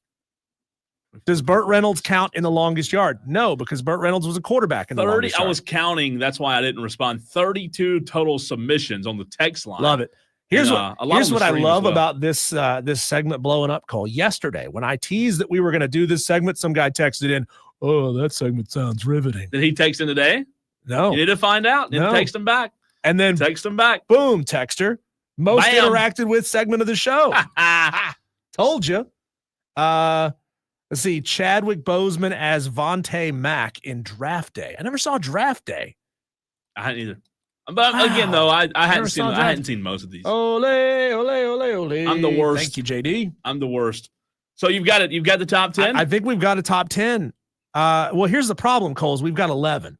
That's not and 10. We got to kick somebody out. We got that is not 10. Bobby Boucher, Tweeter, Becky the Icebox, Lucy Draper, Ray Finkel, Booby Miles, Forrest Gump, Bill Dotrieve, Al Bundy, Daniel Bateman, and Rod Tidwell. Who's got to go? Somebody's got to go. Somebody's got to go. Mike Main says, fun fact, the program was filmed at Willie B. Dell says, Brian's song is a true story. Do you know that about Brian's song? I didn't know that. I didn't know it was a true story. Texter says, nah, Vontae Mack has to be on there. Billy Bob says, Varsity Blues. Yeah. You got a situation on your hands. You've got a tough situation. Do. This is hard. You really do. Dan B says Ray Finkel's got to go. Why Ray Finkel? Why does he got to go? If DB said it, he's the one because Ray Finkel's out. Because DB, look, he's ultimate Tolo. And this is the upset picks challenge. Fantasy football. You can't carry 3 kickers. Yep. Ray Finkel's DB. Gone. Sorry. Ray Finkel's gone. DB had the ultimate weight to get rid of Ray Finkel. JD agrees. JD says Nigel Gruff over Ray Finkel. There you go. There's your answer. Yeah. Tolos. Fantastic stuff. Fantastic interaction each and every day. Texter says Finkel sucked. Kick him out. As long as you kick him out, Lace is out. God, what is there the hate towards Finkel? I don't know. Again, Well, I don't know. I mean, Ray Finkel did turn into a woman, kissed Dan Marino, kissed the Dolphin, kissed Ace Ventura, then kidnapped Dan Marino. Jacob says Tweeter never played out of high school. Get him off. A lot of conversation. We have got to run because we have the Daily Wires, the top stories in sports on the other side right here on the Fan Ups.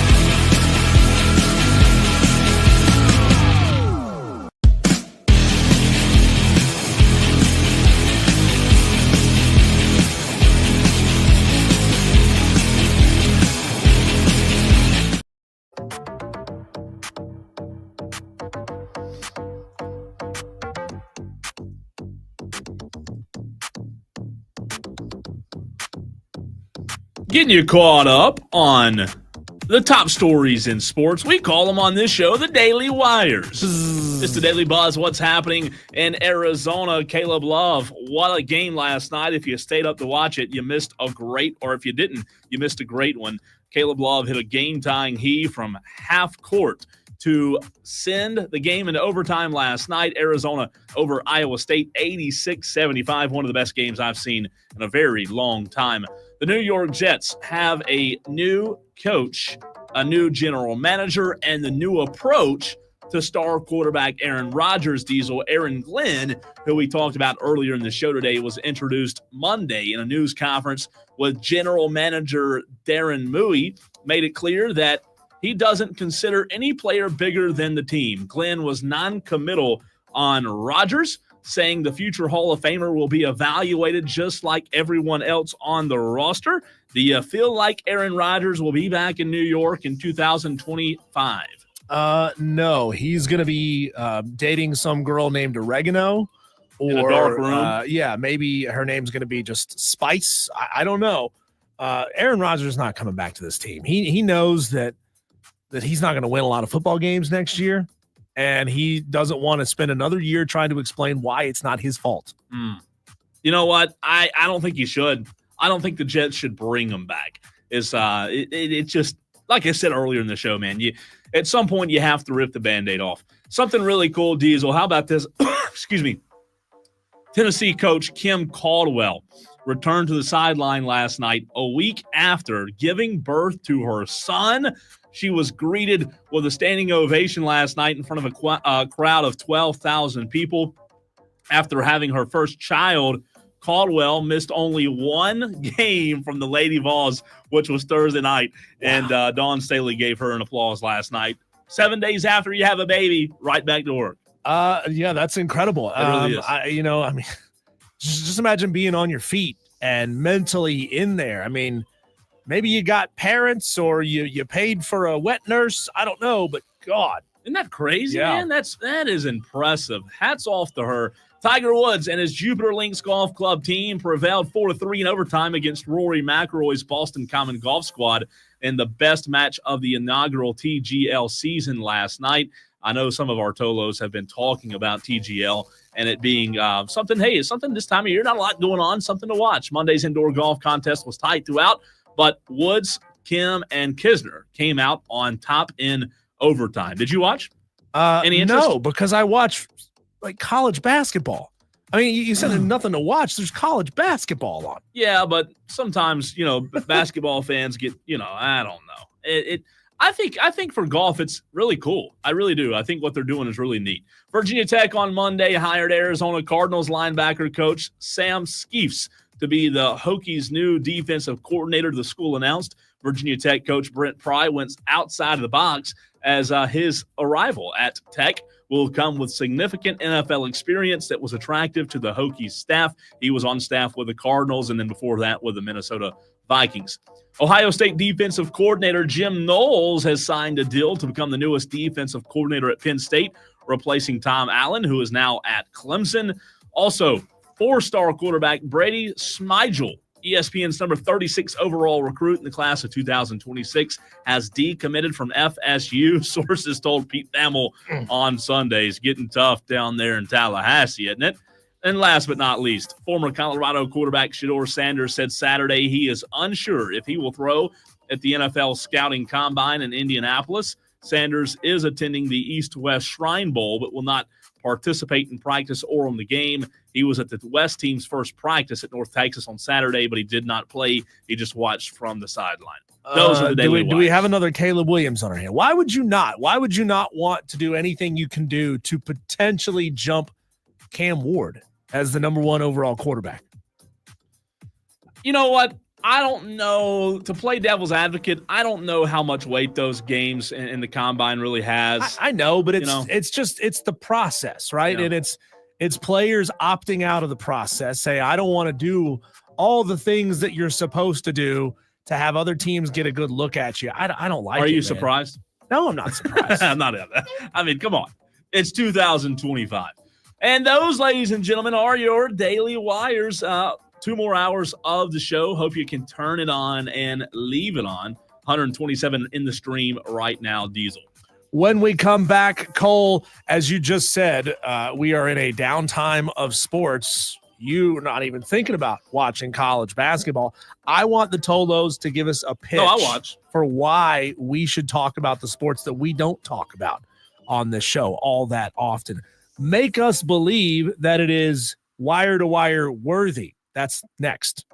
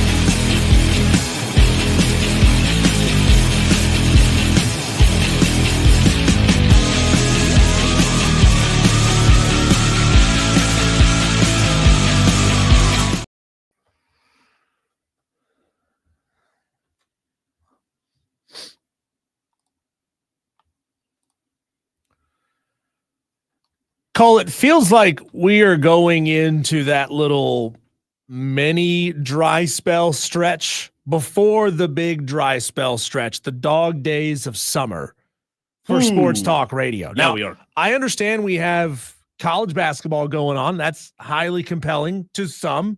To me, I love college basketball. But we also have a couple of weeks until the Super Bowl, right? I mean, that's happening a little over a week and a half away. And you don't necessarily want to blow all the Super Bowl material that you've got now when you've still got 9 more days you've got to talk about the Super Bowl. You need to pace yourself getting there, right? And then, of course, we get into those, like I said, dog days of summer when people don't really care about the first 25 to 50 games of the Major League Baseball season. You get into, the team's figuring itself out. If you drop a bunch of games, it doesn't really matter because it really doesn't start getting good and compelling until the All-Star break. So, Cole, one of our toughest challenges every single year is to figure out how to fill content and how to fill time in those stretches. And, of course, we always need to reevaluate what it is we do here on this show. And so I'm inviting the Tolos in this segment to pitch us what things we should be talking about that we don't necessarily talk about enough. And outside of just saying, hey, I want you to talk about this more, because we get that all the time. See if you can give us a real compelling reason why we should talk about those things. Because peeling back the curtain here, Cole, anytime we look at our analytics on our podcast posts, it's always Clemson football, South Carolina football, 1A, 1B. Those two topics always, no matter what, will get a ton of play. And then it's a pretty big gulf when you're talking about the total number of podcast downloads until you find something else that's really compelling, that really drives the needle. And so I'm inviting the Tolos to tell us why we should talk about certain things. We have JD and Dan B and Madcraft. They will always say, hey, talk about NASCAR. But anytime we talk about NASCAR, we get nothing, like crickets, dead response. And that's both in text messages, in phone calls, and in downloads after the fact. So I'm asking you, give me the reason why we should talk about NASCAR. NASCAR has become a niche. It really has. It has become a niche sport, Diesel, where you go look at NASCAR fans. Well, guess what they do? They consume NASCAR content. They consume NASCAR podcasts. I have several friends who absolutely love NASCAR. And again, I watch it. I enjoy keeping up with it. I don't love it by any stretch of the imagination, but I do watch. But the people who do love NASCAR, they're consuming NASCAR content. It's their niche, right? It's where they fit in. And I think that's what it's become. Like you listen to sports radio, or you go watch a national TV show that's, like one that's on right now. Guess what? They're talking Celtics at Heat. They're not talking NASCAR. In a month, they won't be talking NASCAR. In 2 months, they won't be talking NASCAR. We're leading up to the biggest race of the year, which is the very first race. And then nothing in terms of, I don't think they care. I don't think the mainstream audience doesn't care. No, the mainstream doesn't. And that's why, that's my point. I think that you're in a very unique situation where as local sports radio, we have the opportunity to do recruiting hits, to do Clemson, South Carolina. Like you said, it's what everybody wants to talk about. And how can we branch off of that with South Carolina recruiting, with Clemson recruiting, and obviously as we get closer to high school football. Now, I don't think, remember last year, you and I started the show in March. Mm-hmm. February we'll have the Super Bowl, and then the last few weeks of February, college basketball will really be picking up. And then March, I don't think March is that tough because you have college basketball, March Madness, and then you have like the lead up to the Masters, which I know everybody doesn't care about, but I think more people care about that than they do NASCAR.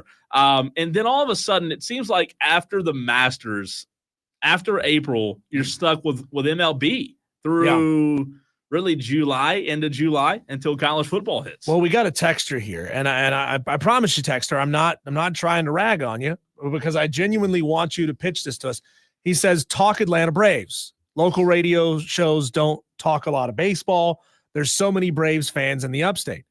Well, again, to my point about NASCAR, Texter, first half of the season, number one, what's compelling about talking about games 1 through 50? Well, and when we do talk Atlanta Braves, outside of, oh God, the sky is falling, this player got hurt, that player got hurt, no one interacts with baseball content. So I'll push back. I'll disagree with you on the first half of the season.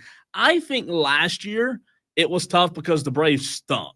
There was just nothing compelling about the Braves. Now, will that change this year? I hope not. However, my pushback would be, Diesel, my argument would be if the Braves are really good, like they were in, 2020, 2021, the first 90 games could be a lot of fun. However, if they're not good, last year was a roller coaster, right? You'd have good days and then you'd have days where you just weren't competitive. So we need them. Newsflash, Diesel and I need our local teams as well as Clemson and Carolina baseball to be good. It helps. Dan B brings up a really interesting point. He says, I'd like to hear you guys talk NASCAR because the one channel on this other source is very heavily NASCAR. The corporate slant talks about things, but I get it. If the local listeners don't engage, it's not worth it for y'all. Dan B hits the nail on the head.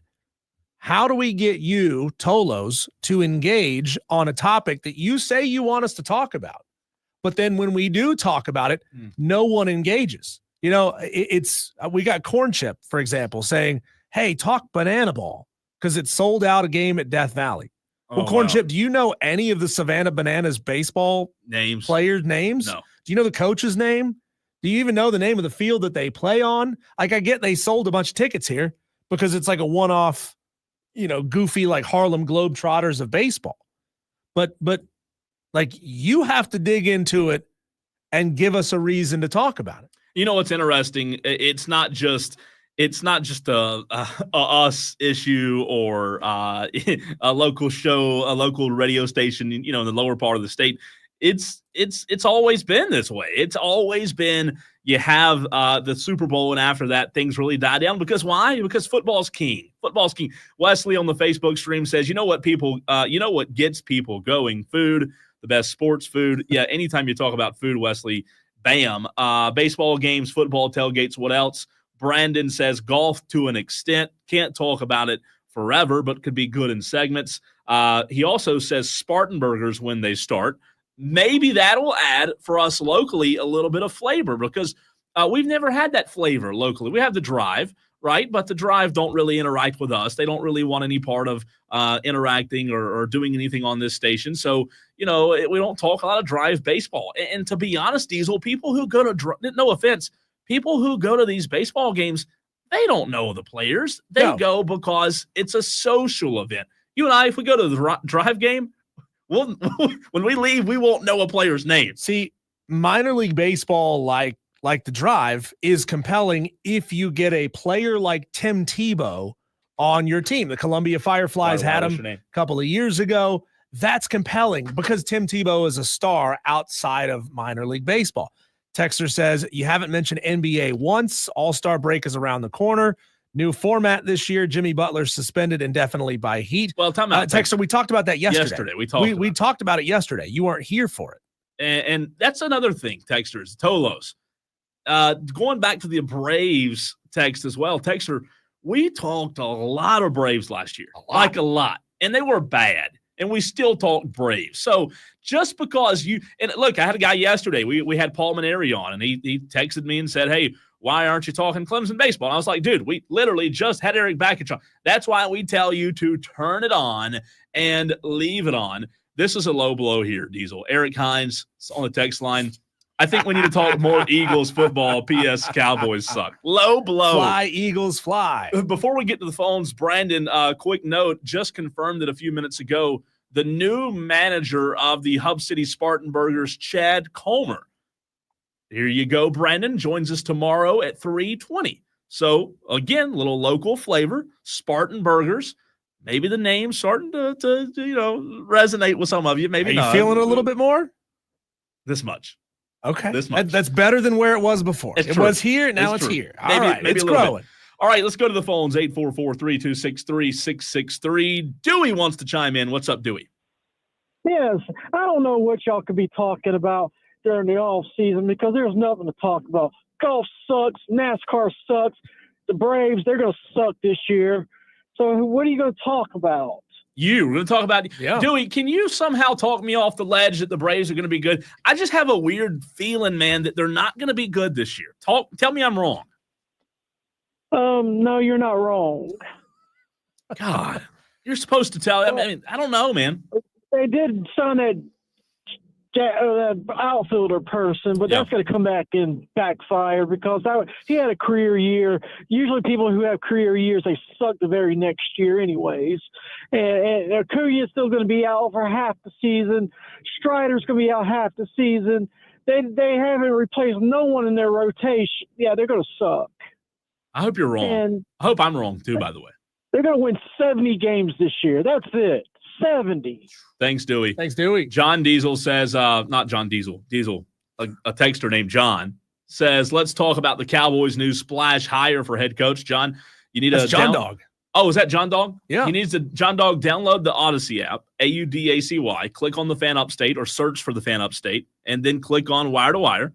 4 o'clock today, we spent a whole segment talking about Brian Schottenheimer. So Jeff R. brings this up, and a couple of different Tolos have brought this up. Lefty Tiger did as well. He says, do you guys watch any of the new TGL golf yet? I thought it was pretty fun. Well, Jeff, okay, besides just saying talk TGL, why is TGL entertaining and compelling to you? Right? I thought it was compelling, the idea of playing winter golf. Like, for me, as somebody who plays golf, the idea of going and playing a TGL type of game feels like an interesting way to scratch the golf itch during the off season when it's cold outside and I can't go play. But tell me, what's compelling to you about watching pros hit it into a net and then chip it onto a fake green? And I'm genuinely asking. I'm not saying it sucks. Yeah. I'm genuinely asking, what's compelling about it? I'll tell you this. I'm not a golf guy. I do enjoy watching golf, but a buddy of mine's a real big golf guy, Diesel, and he loves it. He absolutely loves TGL. I believe it's golf's on TV, right? I believe it's as simple as that. There's golf on right now. And leading up to the biggest event of the year in April, I know obviously we'll talk about that. A couple callers want to get in, a couple Tolos. Tom in Somerville has been waiting on hold. Hadn't heard from Tom in Somerville in quite a few days. He must have forgot about us. What's up, Tom?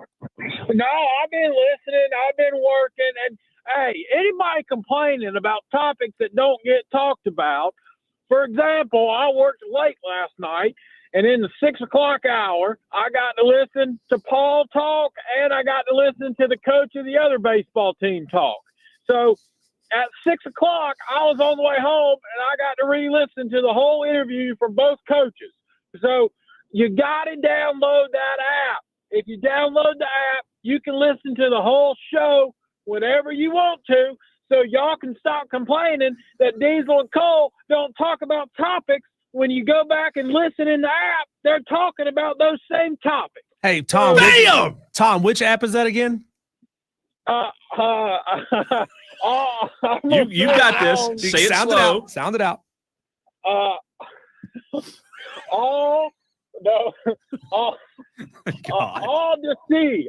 There you go. Right on. Hey, and you know what's great about the Odyssey app? When I take a phone call and then I go back to the Odyssey app, it starts back up right where it paused. So you won't miss anything. And if you want to go back and rewind and listen to it again, you can go back and listen to it again. It's the easiest app of all time to use. Tom's the freaking man. Why do we even need promos? Why Tom's do we killing need it. promos? And by the way, we have not paid Tom. Can you attest to this? We have not paid you anything to say these nice things about the station and the app. You have not. Not yet. Trust me. I wish I would have been, but I have not.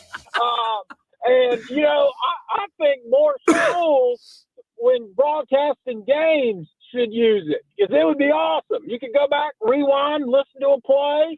I mean, it's hands down the best app. But I will say, I wish y'all would talk more badminton. I don't ever get anybody to talk badminton or pickleball.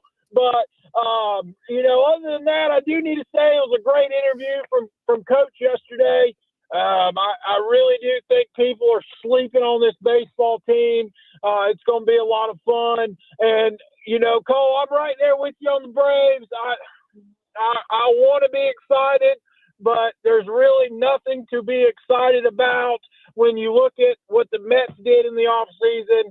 The Phillies spent a bunch of money. I mean, it's like the Braves don't have money, which we all know they do. Yeah. So, even the World Series year, as fun as that was, you go back and you look at the All-Star break, the Braves were under 500. Yeah, they were. I mean, it was a rough start to the year.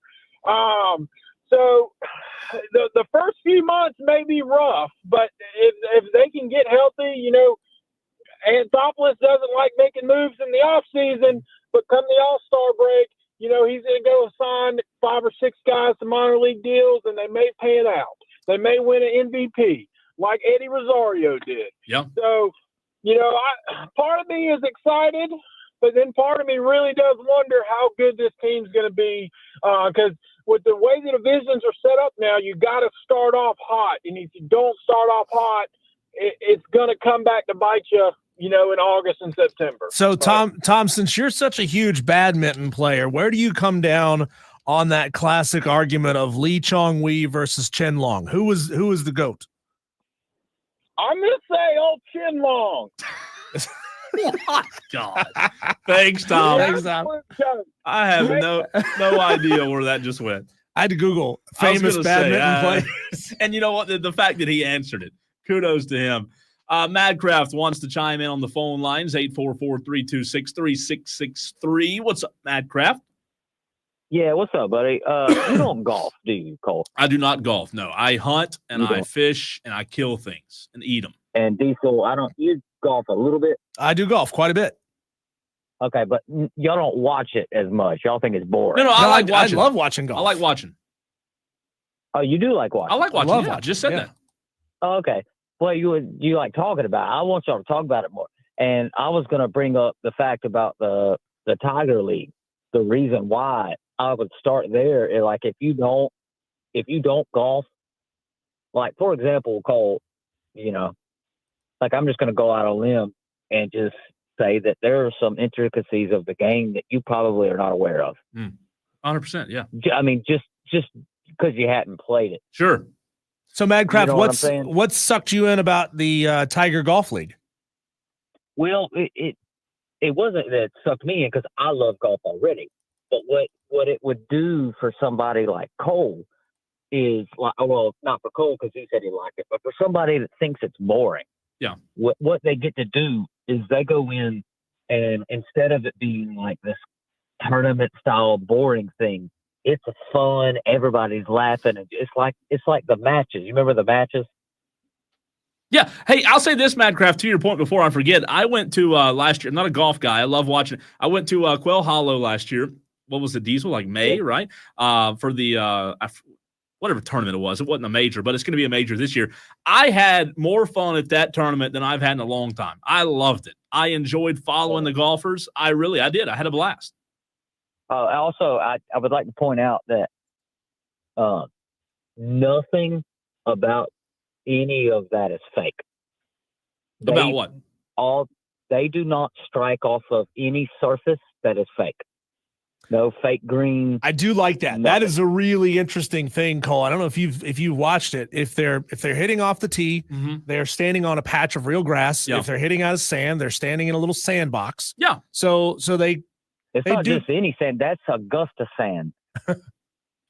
Special sand. I like that. It's expensive stuff. No, I haven't, Madcraft, I haven't watched it because, like, for example, last night I watched Duke and NC State, and after that I watched Arizona and Iowa State. So I've watched college basketball, but on the nights they've had it on. But I do love the concept and idea of it. Yeah, well, I just think for people that think golf is boring to watch, try this. Well, Madcraft, I want to find out if they can bring this to the masses and let people actually go out and play it. Compare that to like going and hitting golf balls up the road here at at the driving range or going to hit golf balls at a Top Golf. This is like one more step closer to reality. Yeah, it is. Than playing that. And it could give you the chance to go play courses that you would otherwise never play, right? You would never get a chance to go play like TPC Sawgrass or Pebble Creek or Pebble Beach or something like that. So if they could put me on that course, that's when it gets really compelling to me. Golf ball companies would go out of business. They would have to sign contracts to be exclusively with those companies. I'll be right, yeah. So that the golf balls you hit and are chipped are those. No, it makes sense. Madcraft, good stuff, man. Thanks I for the really call. appreciate it. We could do I have an idea while Madcraft and Tom were talking. We need to do, I don't know how in the world this would work. It'd be tough. But during the dog days, a once a week maybe sporting event that happens either in the studio or in the parking lot that takes place between you and I that's broadcasted live on air. So like StreamYard, we take StreamYard outside. We do the show while the sporting event happens, whether it's Foursquare in the parking lot, some kind I'm of lethal at Foursquare. See, I love Foursquare. I love Foursquare was just one of the best games ever. It's great. Except you couldn't cherry bomb. No cherry bombs. That's not allowed. That's illegal. You can't cherry bomb. You can't pick that thing up and slam it. A weekly sporting event between you and I. Daylight savings will be like in what? 1 month? Is that it? I mean, 1 month, it'll be daylight long. When does daylight savings March the 3rd, I'm going to guess. You're Googling it. I'm guessing March the 3rd is my best guess.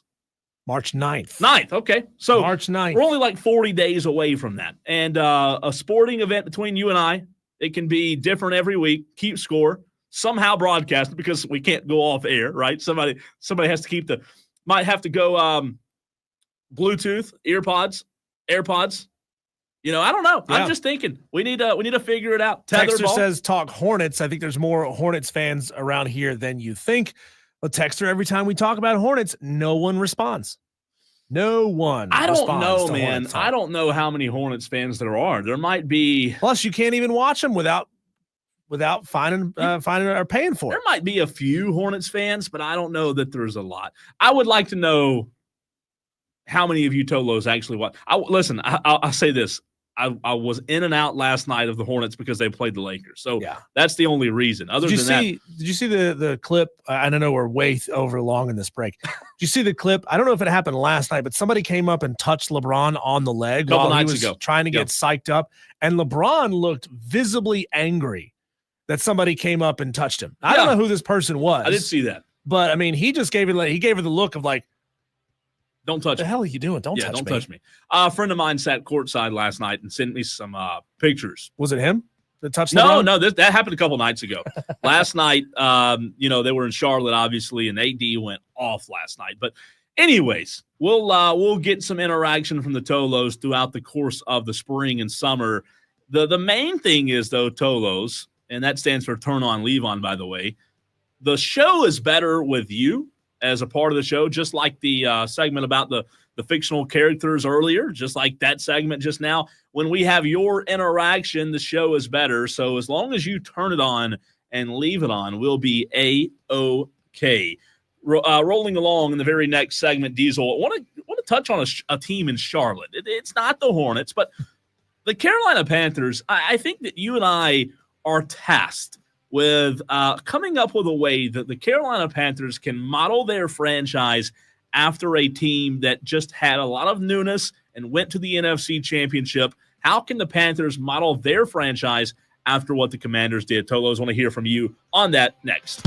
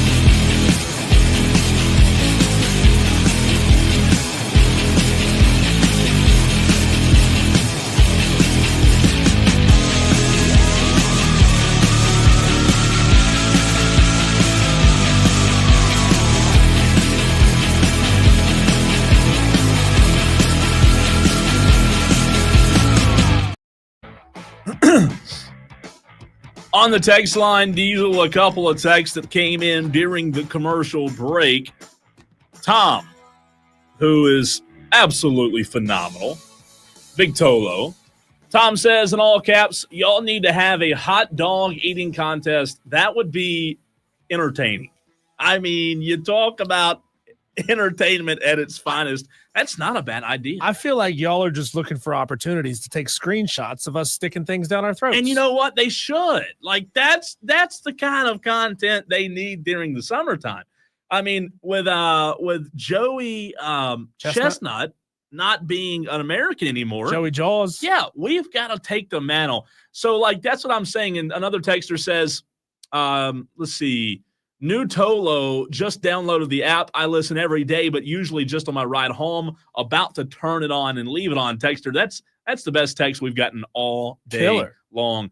Going back to the hot dog in the sports contest, even during the course of the summer, starting in March or April or whatever, once a week, Diesel, it doesn't even have to be a sports contest. It can be a hot dog eating contest between you and I. To your point, though, it'd be something else to see you and I try to do that live on air, because, by the way, we don't have somebody who pushes all the buttons for us. We do it ourselves. Mm-hmm. So it'd be challenging, but you know what? It's a good idea, Tom. Well, I don't know. We did do Diddy and myself did a race to see who could eat a fruit by the foot fastest. Fruit roll up? Yeah, a fruit. No, not a fruit roll up. Fruit by the foot. Is it fruit by the foot or fruit roll up? What's a fruit by the foot? Fruit by the foot it's the one that rolls out into a it's a thin strip. Yeah, it's a fruit roll up, isn't it? Fruit roll up's the short one. It's like the size of a paper towel. Oh, I like the. I'm not going to say that. I like the ones that you're talking. Did you know that they cannot print images of actual fruit on a fruit roll-up anymore because there's no actual fruit in a fruit roll-up? But when you were a kid, you pushed them against your tongue and it would imprint the picture on your tongue. Remember that? Oh, I do remember that. Still but they lost a lawsuit. They can't print. Oh. They can't print like strawberries on the strawberry flavor. That's for a example, shame, man. because there's no actual strawberries. Isn't that dumb? Like, if we really want to turn this country around, our president, I mean, somebody needs to fix that. That is the dumbest thing I've ever heard in my life. Yeah, fruit by the foot is the long, skinny strip. It's the same product. Just a different. It's just a different shape. Yeah. No, I like that. So that'd be fun. A hot dog eating contest. I don't know how I would do in that. I think I might be bad at that. Hot wing contest. That'd be good. All beef only, of course, right? Yeah, beef. Yeah, Nathan's. All beef Franks. Yeah. No, I'm not doing. I don't want to have to eat 3 different animals at the same time. I don't want a mixture of chicken, pork, and beef. Like, we could do sporting events, I think, live on air, because you and I would be communicating. But what if somebody chokes on a hot dog in a studio and dies in here when we're in a soundproof room? Nobody outside's going to hear us. Nobody's going to find us. What if Diesel chokes on a wiener and dies? What if that happens? What if it happens? You know what? That's uncalled for. I didn't say what if it happens. It could happen. And I would be stuck with a mess. It'd be bad. It'd be real bad. What would you do without me? All right, sports. We got to get back to sports, Diesel. Let's talk about the Carolina Panthers. And maybe I just had an epiphany. Epiphany? I said that wrong the first time. I had an epiphany while watching the Commanders that maybe the Carolina Panthers could model their franchise after what Washington's done. Now, I got a table dance from a Tiffany once. A Tiffany. I'm trying to focus. I'm trying my best. So was I. Diesel, the Commanders, under a new ownership group, a new general manager, a new head coach, and a new quarterback, got to the NFC Championship. There's a lot of newness also in Charlotte with the Panthers. Dave Tepper, I guess, can we still call Dave Tepper new? Maybe not. He's been there for a few years now. Dan Morgan, we can still call new, right? Dan Morgan, the shiny new toy, that hasn't worn off yet. And then Dave Canales, I think, still in the same category. I think the Panthers, even as low as the franchise has been as of late, Diesel, I think if you look at what they've done, they've gotten so many things right in such a short time. They've gotten a defensive-minded coach who didn't really have a good defensive outing in the NFC Championship, but surrounded himself with really good pieces. They hit on the quarterback, and they surrounded the quarterback with really good teams, really good pieces, and they have some really good experience. They have a lot of experience, rather, on the defensive side of the football. in your mind, is Carolina in a position yet to where they can model themselves after what Washington did so quickly? Well, I mean, they're going to need some help at running back.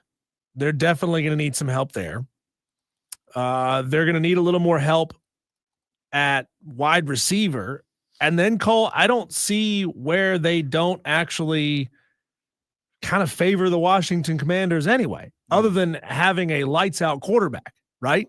I mean, sorry, Bryce Young is not Jaden Daniels. No, he's not. And that's the biggest difference. So is that, right? is it as simple as that? I think so. You have to hit on the quarterback. Honestly, yeah. I mean, Brian Robinson was good this year. Austin Eckler was good this year, but were they holy crap game changers for the Commanders? I don't know. They put a lot of it on Jaden Daniels, and you got a bunch of dudes outside of Terry McLaurin that I've never heard of playing wide receiver for the Commanders. Yeah. But you know what, man? Somebody asked the question earlier, Diesel. Maybe it was you, maybe it was Dell, about why Jerry trusts Dak in Dallas. I think there are so many owners and general managers out there who see the NFC championship games, the AFC championship games, and they see one thing in common. They see teams that have what? A quarterback. Jaden Daniels, Washington had their quarterback. Philly's got their quarterback. Buffalo's got theirs. And we all know Patrick Mahomes, the Chiefs have their guy, maybe the best in the game, or is one of the best in the game, maybe the best ever.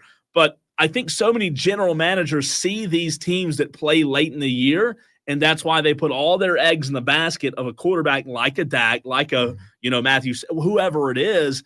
And ultimately, there aren't that many quarterbacks to go around. So when you talk about Carolina modeling their success after Washington and what they did so quickly, I do think you and I are on the same page. It all starts with quarterback, but Bryce Young, to your point, is not going to wake up and be Jaden Daniels. I don't think.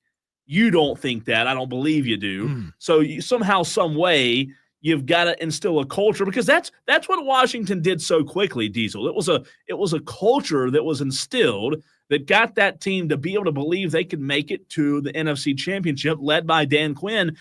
Does Dave Canales have the same belief and power to be able to lift his team? Because you just read the talent that Washington has. They got good players, but they weren't the best team in the league throughout the course of the season. So I beg the question, Cole, what specifically about Dak Prescott says he has to be our guy? What about Dak Prescott says we cannot do better than this, and it's not worth trying to do better than this? I get that Dak has had some good seasons, 12-5 in 3 years in a row, 21, 22, and 23. He won 10 games in 2018. He won 13 games in 2016, but he's also had some down years in there as well.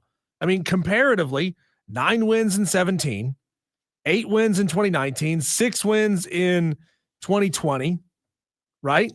And that's when you had Andy Dalton. And he was hurt in 2020. 7 wins this year. I get also hurt for a good chunk of that.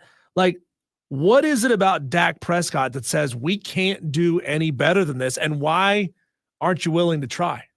Because in 2023, you see him throw for 36 touchdowns and 9 interceptions with 4,500 yards and lead the NFL in QBR. So you're thinking, dang, this guy can go with the best of them. But he can't win in the playoffs. Well, he can't win in the playoffs, but you know what? That's what I'm saying. I think that owners get so bought in with, hey, at least we've got a guy. And again, at the end of the day, only one team wins the Super Bowl. But I think people get so enthralled, general managers, player personnel, whatever, get so enthralled with what they've seen. And again, that's like I asked Dell. I think it's a tough spot. Dak threw for 37 touchdowns in 2021, Diesel.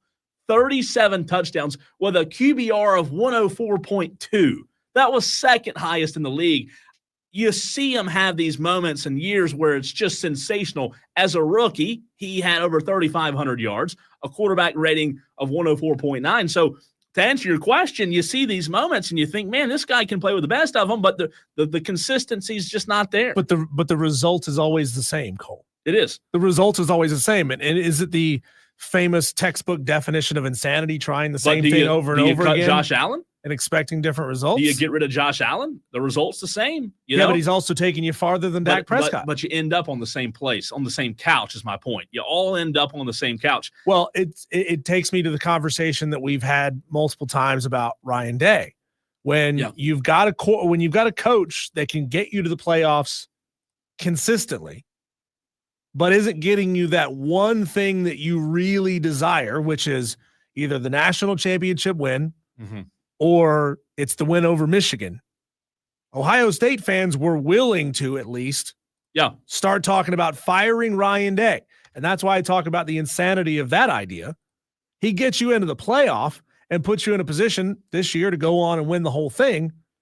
But if you're not satisfied with what you've got, with the results that you're getting, and you're unwilling to change the most important position to potentially get you to where you want to go, that's either a bleep or get off the pot scenario.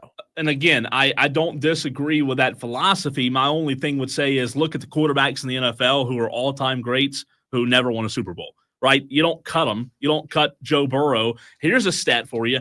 Andy Dalton has had a better start in Cincinnati than Joe Burrow had. Do you cut Joe Burrow? No. You've got a quarterback that you've seen perform. You believe in him. And again, that's why I say when it comes to team building, Diesel, you've got to build around Dak Prescott. You've got to have guys that are willing to take some pressure off of Dak. And I don't think that the Cowboys have been a bad team over the last 10 years or 8 years since Dak came in 2016. But ultimately, you look at the teams that are in the Super Bowl every year, guess what they have? They have an elite head coach. They have a guy. Now you have blips. You have Doug Petersons who make it, but you've got a coach. You've got a quarterback. You've got the guys, the Travis Kelce's. Dallas just doesn't have that it. They don't have the it guy. They don't have the it factor. Josh Allen, I guess he's not it either because he can't beat Patrick Mahomes. So it's tough. Results do matter, to your point. But then again, if you cut Dak or trade him, who are we going to be stuck with? Well, you know, and look, this is an anecdotal. I'm going to give you two anecdotal examples, Cole, of teams that wouldn't have achieved what they eventually went on to achieve had they not made a move. Now, one of these was a forced situation. The other one's a little bit different. An aging Joe Montana in San Francisco. You don't make that move, guess what? You bury Steve Young on a depth chart. You never let him play. You trade him to another team. All of a sudden, they go off on the run that you eventually went off on. Same story about Drew Bledsoe in New England. Drew Bledsoe was a really good quarterback. But if Drew Bledsoe doesn't go down, you never give Tom Brady a chance, and Tom Brady doesn't become Tom Brady. So you can have a good thing with a great thing waiting in the wings if you are unwilling to have the intestinal fortitude to go do it. You'll never know. But do you have a great thing, though? That's the problem. Who do you Trey Lance? It's always a risk. Is Trey Lance the guy? I mean, I don't know. I think it's tough because quarterbacks put you in a tough spot because they show what they can do. But ultimately, at the end of the day, only one team wins the Super Bowl. It's really tough. When we come back, Cole, is Duke in trouble come tournament time, considering how not elite they looked last night against NC State? That conversation coming up next on the Fan Upstate.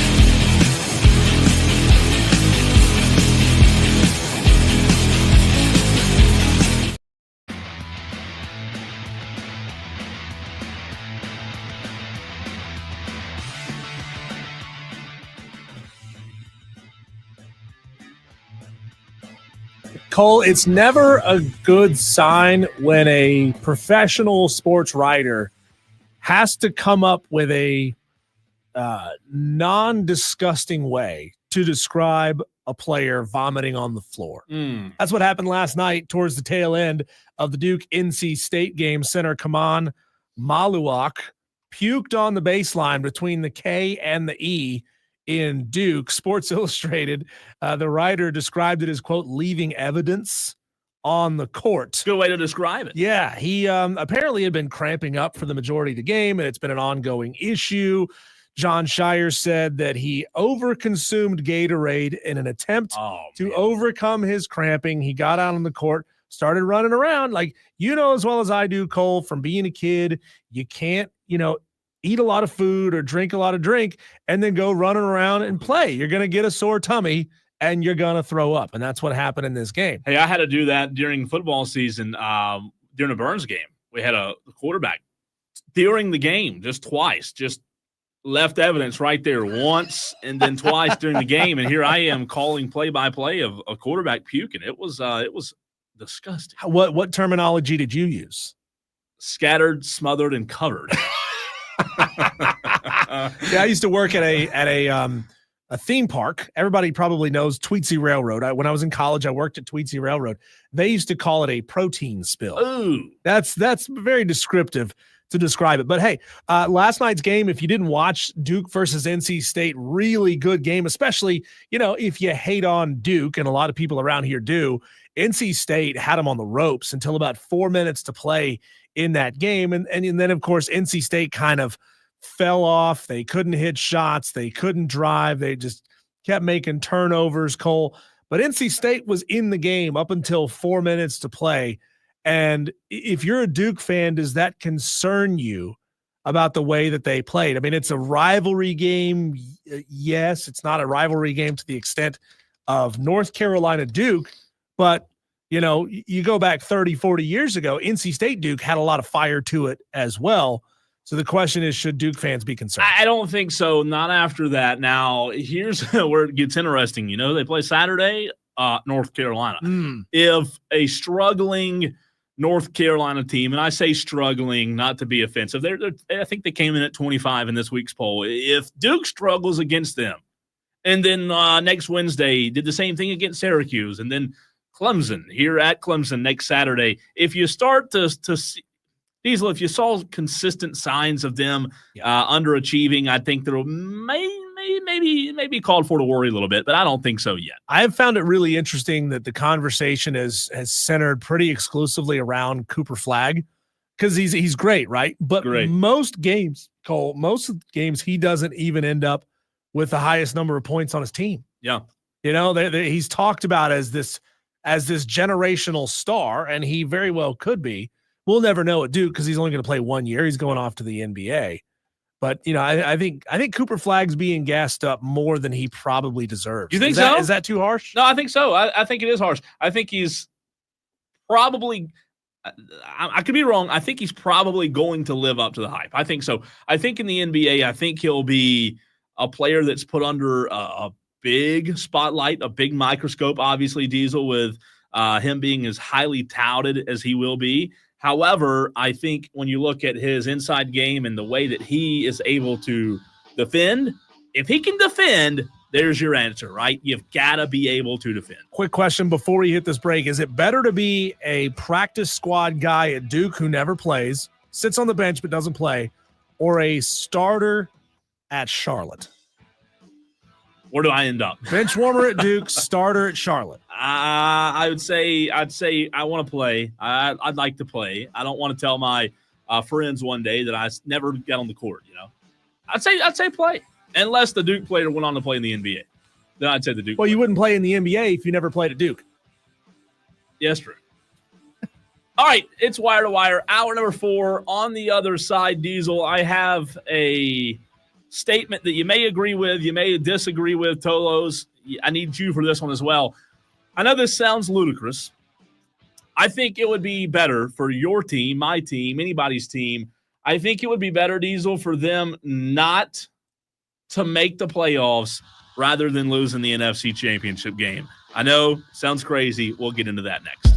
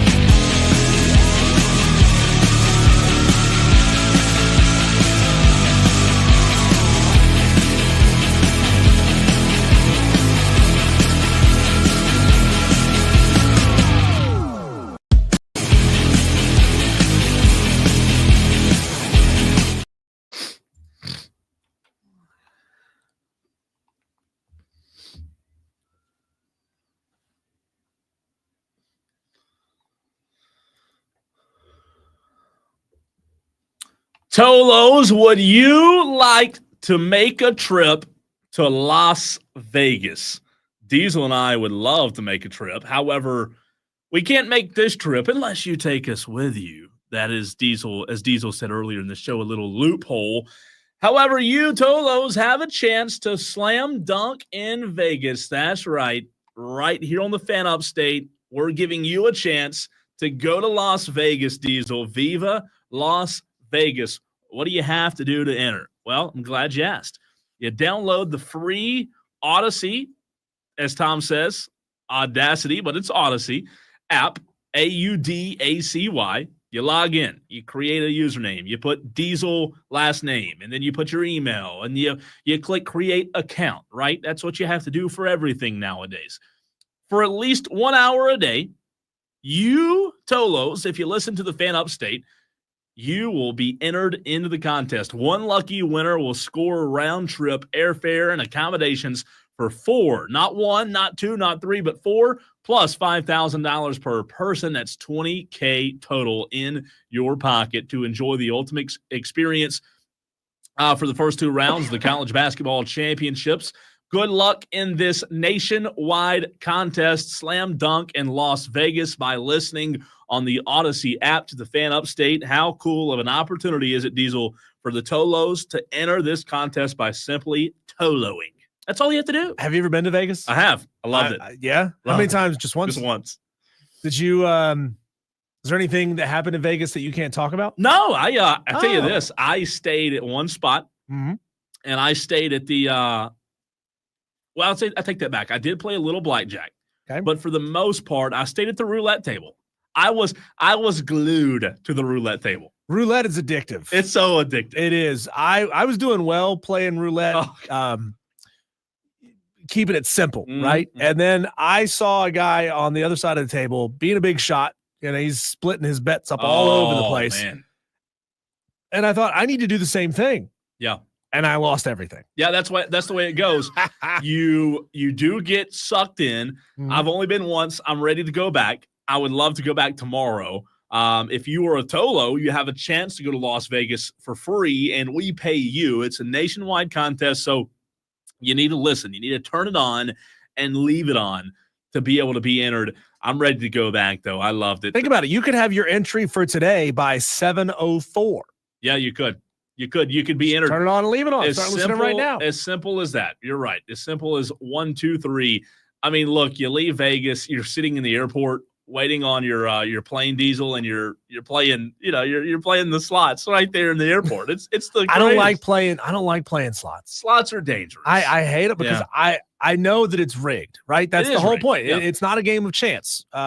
Blackjack, poker, roulette. Those are all games of chance. Anything could happen. But roulette the slots are not games of chance. And I understand that the more you put in, the higher the payout odds are. Yeah. Like I went and played the game, and I was betting the minimum, whatever it was, $2, $3, whatever it was. And I got nothing. And I lost like $50 playing it. And my father-in-law comes over there, puts a $20 bill in, bam. Hits for like $150. Is that Vegas? No, this was in New Mexico. Oh, yeah. But like I get it. Like it's if you're only paying, $3 an entry, then the odds of you winning are much lower. Versus if you're putting in $20 an entry, they want you to keep playing. Yeah. The minimum bet, right? Versus like they have the button. I love slots. Higher bets. That's right. I know they're rigged. Buffalo. What is Buffalo? I mean, if you've been to Vegas, you go 2 Kings or whatever. See, like I want to do the one. I want to play the old school. Yeah, they have the old school. Like you pull the lever. Yeah. If I just push a button, that's not fun. No, it is though. It is. You hit that button, man. There is something about the adrenaline of sitting in a slot machine. Now, I've never won anything in a slot machine. Nowadays, even the roulettes are now rigged. Really? Yeah. I was watching a video. Rigged? Yeah, I was watching a video on it on TikTok. A guy, and again, if it's on TikTok, it's true, right? A guy was talking about how in Vegas they have rigged roulette, and again, it's still legally. The casinos have. How do you rig it legally? Something to do with the way that thing spins, man, and that ball. I'm just telling you, you have to watch the videos. It's a guy who's like all tatted up, and he went to jail for winning too much at a casino. Have you seen him? No, this guy's like, seriously, he's famous. He's a famous guy. He's on all these podcasts, and he went to jail for winning too much. They kicked him out. He's banned from every casino in Las Vegas. They figured out how to count cards? They figured out a way to make money. Cheating at roulette? He's smart. So, now we're getting into the weeds. And now you piqued my interest here. Yeah. So do the dealers look and see where all the bets are placed, and then I don't know if it's that rigged. somebody says, okay, nobody bet on 13, so make it land on 13? I don't know about that, but I do. I mean, I'm just telling you from what I've heard. It is sad. Now, poker, obviously, you can't rig that. But blackjack, even a dealer who's dealing blackjack, you've heard of how dealers have tendencies and stuff before. I don't know if you've ever heard that. It's hard for me to trust anything in Vegas or any casinos not rigged. I just Googled it. Is roulette rigged in casinos? Says rigged wheels are not a myth. Unfair roulette games, unfortunately, have been found everywhere, both in brick and mortar casinos and online establishments with live dealers or RNG. I'm not sure what that stands for. Yeah. We have observed evidence of cheating against the players. See? God, isn't that crazy? And if you play online, you feel like it's rigged online for sure because it's online. A computer program is deciding for you. It's a computer program, right? But I thought at first, roulette, there's no way it's rigged. But now they're saying, hey, I'm telling you, man, I've had instances happen like it. I love it. Roulette is so addicting to me. But anyways, to answer your question, I didn't have a what happens in Vegas stays in Vegas moment. I just played roulette the whole time. I loved it. You know how and have you been to Vegas? Never been to Vegas. So everybody talks about the Strip, right? You got to go to the Strip or old Vegas.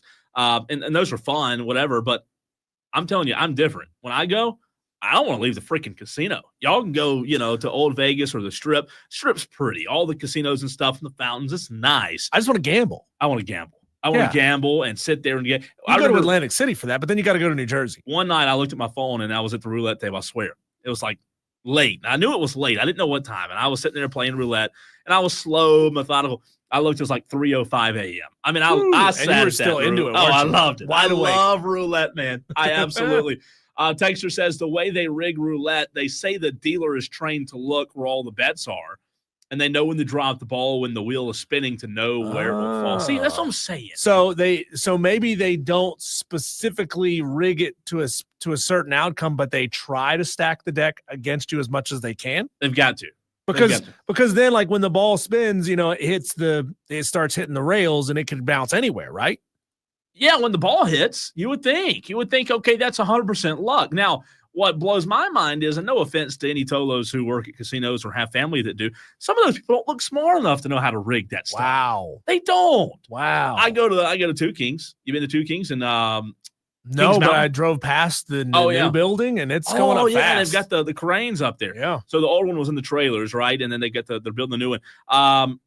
Yeah, I mean, sometimes you're sitting there looking at those people like those dealers. They're not smart enough to rig those things, but ultimately they probably I was are. told that the new one, and you correct me if I'm wrong here, cannot have games of chance in it. Games of chance meaning games that are not rigged. Like poker?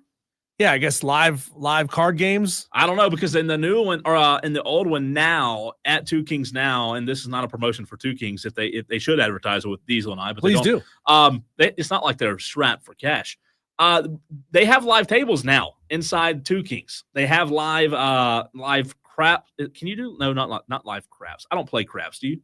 No, I don't have a clue. They have live roulette. They have live blackjack, and they have live poker in the casino currently at Two Kings. I love it. I love casinos. It's not good, but I really do enjoy it. They say, not to get, we're going to get to sports, but they say when you walk in the casinos, the way that they have the air pumping through the vents, it just keeps you calm and relaxed. And they say there's so many things, the lights, the carpet, the air. Oh, yeah. I learned a long time ago. I worked at a nightclub, and I learned the rules, the way that they manipulate your behavior inside the club. Yeah. And they do the same thing at casinos. They do. They really do. Yeah. So it should be interesting. But Tolos, anyways, the whole point of that conversation is to tell you can go to Vegas with $5,000 in your pocket, with 3 of your friends with $5,000 in their pocket, just by simply listening, turning it on, and leaving it on the Odyssey app. Wesley Roberts on the Facebook stream. I've heard this from so many people. I have heard that from Wesley says, learn how to play craps. I promise it'll be one of your favorite. I've heard that it's so fun. Like there's no strategy for the throwing part of things. The strategy is in the betting. Obviously, you throw 2 dice, it could go anywhere. Wesley, let us know if there's strategy to craps. I say right now, I don't think there is. I don't think there's any strategy to craps. I could be wrong there, though. My only understanding is what I've seen in TV and movies, right? It'll be like a gorgeous woman shaking the dice, blowing on the dice, throwing them, and she's on a heater, and she somebody wins bets like 10 times in a row, and then all of a sudden, bust, get her out of here. She can't throw the dice anymore. Like nothing's changed. Yeah. Nothing's Just changed. luck. You just had a bad bet. Texter says, I mean, I wouldn't trust those online video camera casinos. They definitely after what you are allowed to see. Oh, alter. Sorry, I can't read. Alter what you are allowed to see to know about where it'll fall. I mean, no, I think so, man. Like they're in business to make money. Ultimately, doesn't the casino always win, right? House always wins. That's the way it works. So, I mean, I get it. But Utolos could win as well. So turn it on, leave it on the Odyssey app. And if you haven't done so already, tell your friends, tell your family about the contest. That way they can enter for a chance to win the contest, but also become a Tolo. Maybe they'll take you with them. Yeah, that's a good idea too. We just had a Tolo today say, hey, they just started listening. They just started Toloing for the first time. I have people every day, everywhere, doesn't matter where I am. They'll say, hey, I don't know what a Tolo means. I'm Tolo. It happens all the time. Turn it on, leave it on. Right here on the Fan. Upstate. Diesel, tell me if I'm crazy. Yes. All right, segment's over. When we come back, no, seriously, tell me if I'm crazy here. I was watching the NFC Championship Sunday, right? I saw the Eagles absolutely demolish the Washington Commanders on Sunday. You saw it. We all saw it. I would rather my team not make the postseason rather than have to go through the heartbreak, the agony that I've gone through many times, by the way, as a Cowboy fan. I can attest to how bad it sucks to lose in the playoffs. Diesel, to have 55 points hung on your defense in the postseason, in the NFC Championship, I'd rather be at home, not even making the playoffs. Cold, jealousy is a stinky cologne. And, do you have a girlfriend right now? Mm-mm. Okay, do you hate seeing other people in relationships being happy, having fun? And just because somebody else is maybe just going through a breakup, do you say, I'd rather never have a girlfriend ever again? No, I usually don't. I usually don't. See, look, if you're Washington, you overachieved everything that you were expected to achieve this season. You went out there and you won, 2 playoff games or 1 playoff game? Well, they won 2 playoff games, yeah. You'd rather give up the joy of winning 2 playoff games? Yeah. Come on, man. No, I think so, because that's sad. Ultimately, like I said, it leads to the same place. You're sitting on the couch eating Doritos, with a Mountain Dew in one hand and a bag of Doritos in the other on the couch. You all end up in the same place. They did win 2 playoff games, right? They won the wild card. They beat oh my gosh! No, they didn't get bye. The Eagles did. No, they won 2 playoff games. I don't know why I had a brain fart for a minute, but no, I just don't like. I know how painful it is to lose in the playoffs. The Cowboys, they beat the Bucks and the Lions. That's right. That's right. So 2 playoff wins. So you're going to let 1 playoff loss overshadow 2 playoff wins? Absolutely. 100%. You know what, man? I don't like being disappointed. The Cowboys sucked all year long. So I didn't have this climax and then being kicked in the nuts and knocked off the hill, right? I was disappointed all year. There was never we made it. Now we didn't make it. I'll say this. I would rather be sitting at home and be the Cleveland Browns. Wesley, I didn't say I was eating it. Wesley, you're terrible. I didn't say I was eating the Doritos and the Mountain Dew, but this is a good one. I'd rather be the Cleveland Browns. I'd rather be sitting at home with no playoffs in sight and knowing you stink. You know you suck. You know you're no good. You know you're not worth a crap. Rather than because Diesel, do you know how close? If you're the Commanders, you're in the NFC Championship game. You're 1 win away from going to the Super Bowl, and you get kicked in the gonads and get 55 points. Yeah, but you've got hope going into the next season. You've got excitement going into the next season, knowing that you, number one, made the playoffs, number two, won 2 games in the playoffs. Yeah, you got absolutely blasted, but you also ran into an organization that's been there for a while, right? A couple of seasons in a row. They've got an established quarterback. They've seen everything in playoffs can throw with them. So they were just in a better place as a franchise. Now, I'd rather have the gut punching defeat because you get over it after a while. After a week or two, you let yourself buy into the hype. We're going to the Super Bowl. We're the Commanders. Nobody can stop us. Then you get blasted. You feel bad about it for a week or two, but then you realize, oh wait, we had a rookie quarterback, a new head coach, a new owner, and we still made it to the championship round. Come on. Let me touch on one thing you just said. You said you have hope and excitement for next season.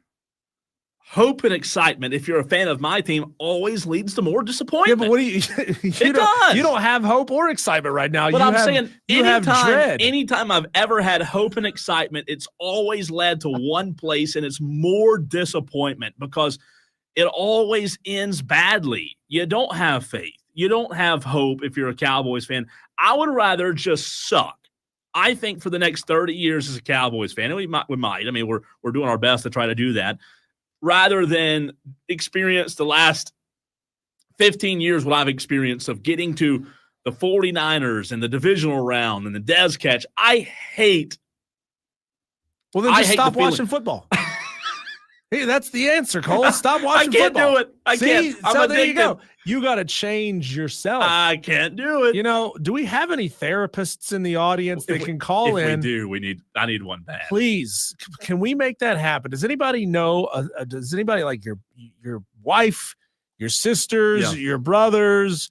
Do you know any therapists? Because we need to have a 15-minute therapy session, not only for Cole, but for all Dallas Cowboys fans in the audience. True. And Cole can serve as proxy for everyone, Dale included. Yeah. And just have a therapist talk you through your problems. It'd be good. I don't know if it'd help. James Owens on the text line says, Cole speaking like a true Cowboys. That is true, James. Yeah. We did have a texter earlier who said that he was behind somebody in a squatted truck. So he said they absolutely had to be a Cowboys fan. I told you yesterday you could spot him from a mile away. That's terrible. Terrible. Is this a therapist? Is it? Is it? No, but he said he was, but he's not. How do you know? Because you'll know. Here's how I know. Who do we have? This is the MAD, baby. And that's exactly what I am. Listen. You're not a therapist. Never have been, never will be. Change your YouTube handle to Mad Therapist. Oh yeah. Hey, and then you are a therapist. It's coming your way. But listen, you was talking about how you would rather your team not go to the playoffs, the whole situation, than lose by 55. Well, hey, that's better than the Bills doing what they're doing. Let me tell you why I'm mad. I couldn't call in to the Mr. Hotshot show this morning, but they were talking about the Chiefs and the refs debacle again, God forbid. And I'm going to tell you exactly why that's not money in pockets. That's the 2 P's, precision and perfection of all facets of the game. All right, let me give you an example. All right, 6 seconds to go. You're down by 1. When the play starts, lo and behold, whistle gets blown. LeBron draws a foul. We don't go, oh, man, refs are in his pocket. No, we go, oh, man, there's LeBron doing LeBron things.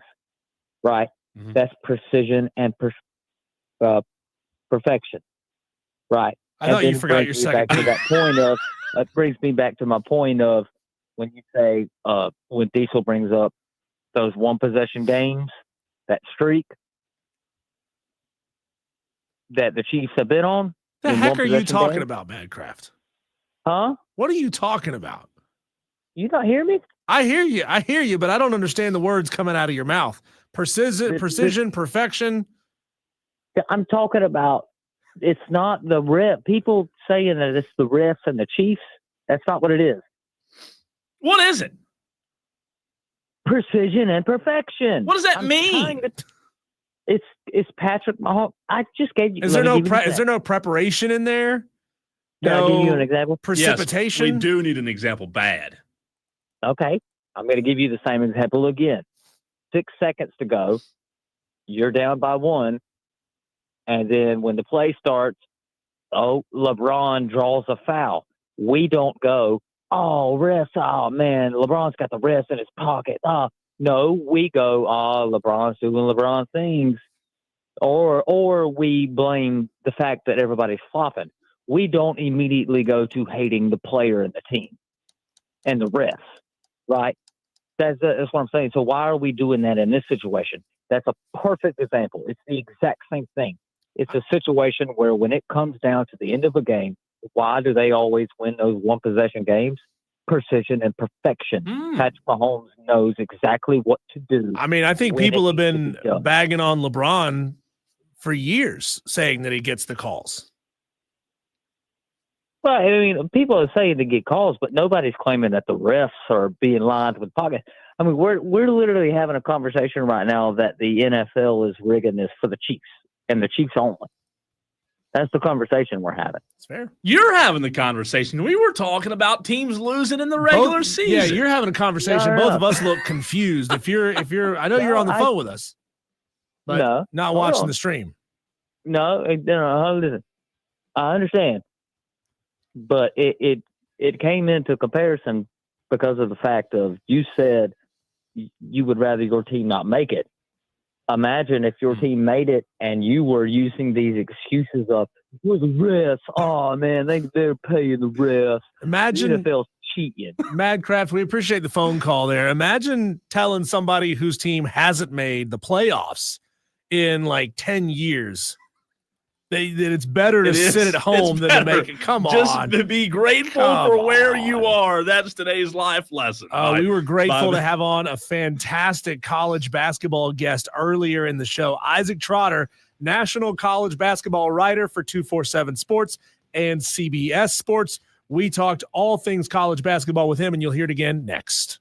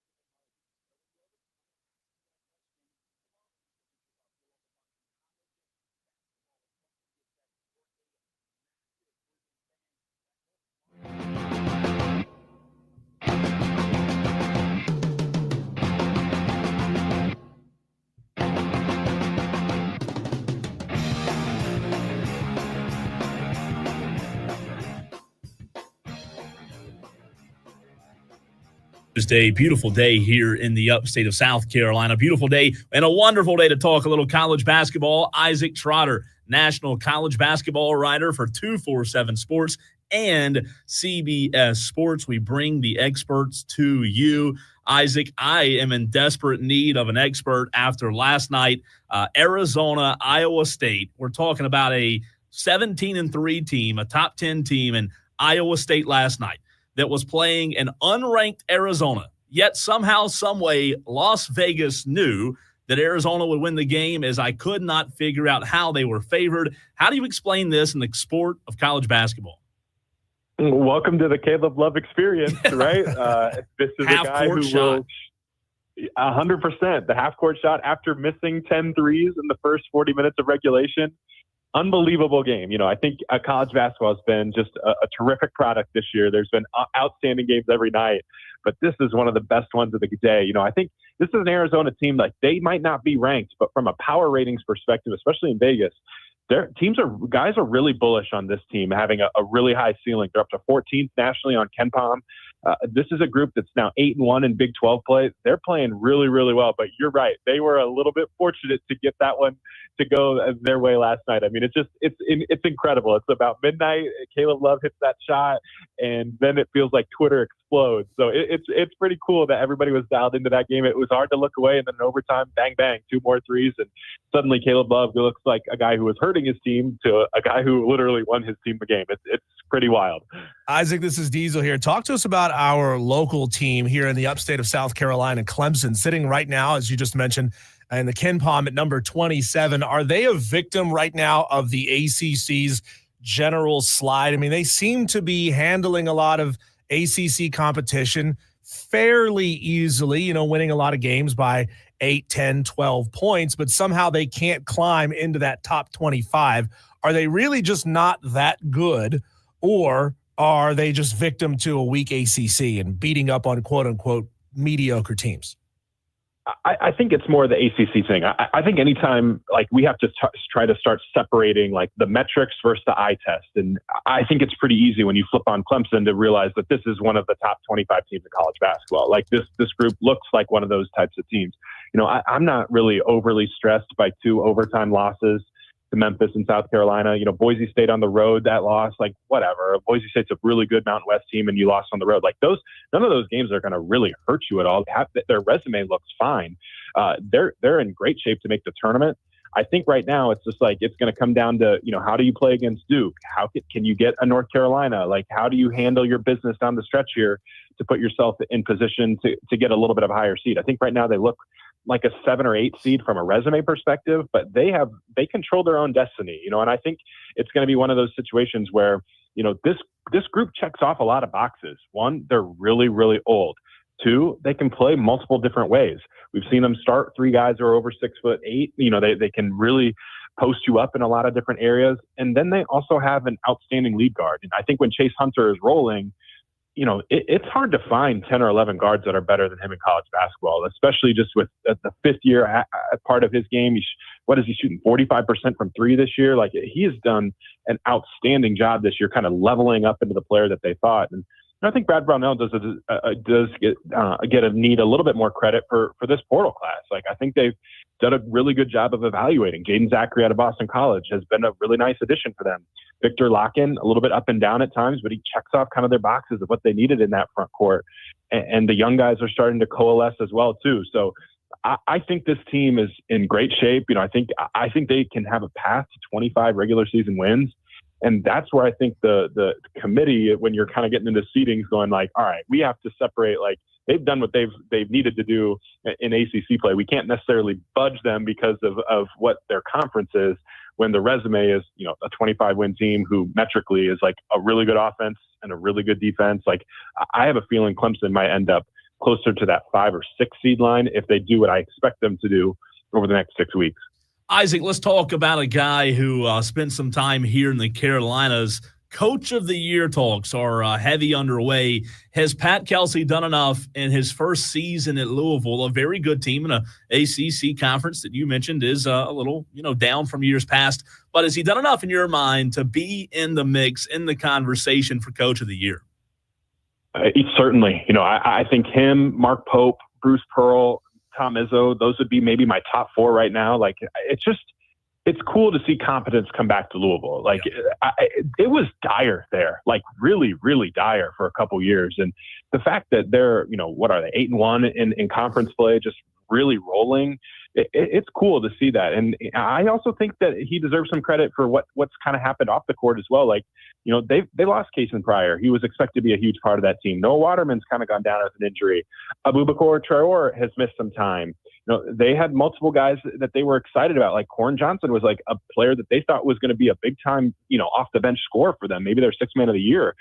And so this isn't even the team he envisioned, and they're still finding ways to be really competent. And, again, the portal, it's hard when you're building these teams from scratch. And I wasn't necessarily surprised that they got off to a little bit of a slow start. Like, this is a little bit more of a finesse team than they were than a physicality team, right? And that's kind of what popped up. Ole Miss's physicality gave them problems. Duke's physicality gave them problems. Tennessee's physicality absolutely gave them problems.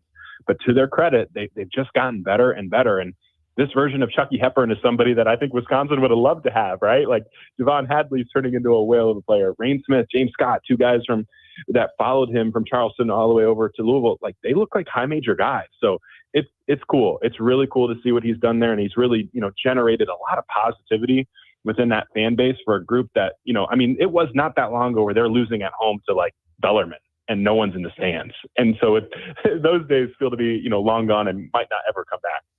Isaac, is there a player that's come out of the mid-major ranks who's transferred up to a power school that has really just blown you away this year? I know a guy that came off of my team, Trayvon Spillers, who was at App State, who's now at Wake Forest, having a whale of a season. I know there's a lot of guys all across the sport who are doing the same thing. But is there one guy that kind of stands out to you that says, wow, the power programs really just whiffed on this guy and the portal really allowed him back in? Yeah, don't get me started on Trayvon Spillers. I think that guy is a complete stud. He is a phenomenal floor-man for Wake Forest, just does so many winning things. But I think the biggest one is probably Chaz Lanier. He transferred from North Florida into Tennessee, and there was some hype with him, right? He was kind of regarded as a top 10 transfer in the 2024 portal cycle, but he's been even better than I expected. Just, he's so big. When I watch him in person, I got to see him in person. It's just like, man, like he's just a big, broad shoulder guy. You're like, how is this guy playing at North Florida? Like, it doesn't make sense a little bit. And he has really tirelessly worked himself into being a phenomenal shooter. And I think he's due for a poster soon. If you watch Tennessee, he's had some moments where he's driving to the rim with bad intentions, trying to put dudes on a poster, and hasn't quite gotten it yet, but it's coming. It's coming. Another one I would put in there is Danny Wolf, who went to Yale. He has just transformed into a complete stud at Michigan. He's a 7-foot point guard. Like, he is one of the, the most unique players in college basketball. And he's running pick and rolls. He passes with either hand. He can shoot it from 3, hit step backs, fadeaways, can do the big man stuff with his little post up game. Like, but he's incredibly fun to watch out of Yale. And he's another example of like, hey, the Ivy League has ballers, and the Ivy League has them again this year. And it's going to be a situation where if some of those guys hit the portal, we might be seeing a trend here of Ivy League to the high majors being a really profitable strategy for high major coaches. We're talking to Isaac Trotter of 247 Sports and CBS Sports right here on the Fan Upstate, talking college basketball today. Isaac, we all know the SEC is loaded this year, and come to expect other conferences may be able to compete in the postseason. Let's fast forward about a month from now, as we're almost on the brink of entering March. Obviously, we know the Auburns of the world, the Dukes of the world, the Alabamas, Floridas, and Houstons will always be in the mix. But if you could predict with your Magic 8 Ball a team or two that really has a chance to make a Sweet 16 run, similar to what Clemson did last year, even with the Elite 8, who are a couple of candidates that Isaac Trotter would highlight?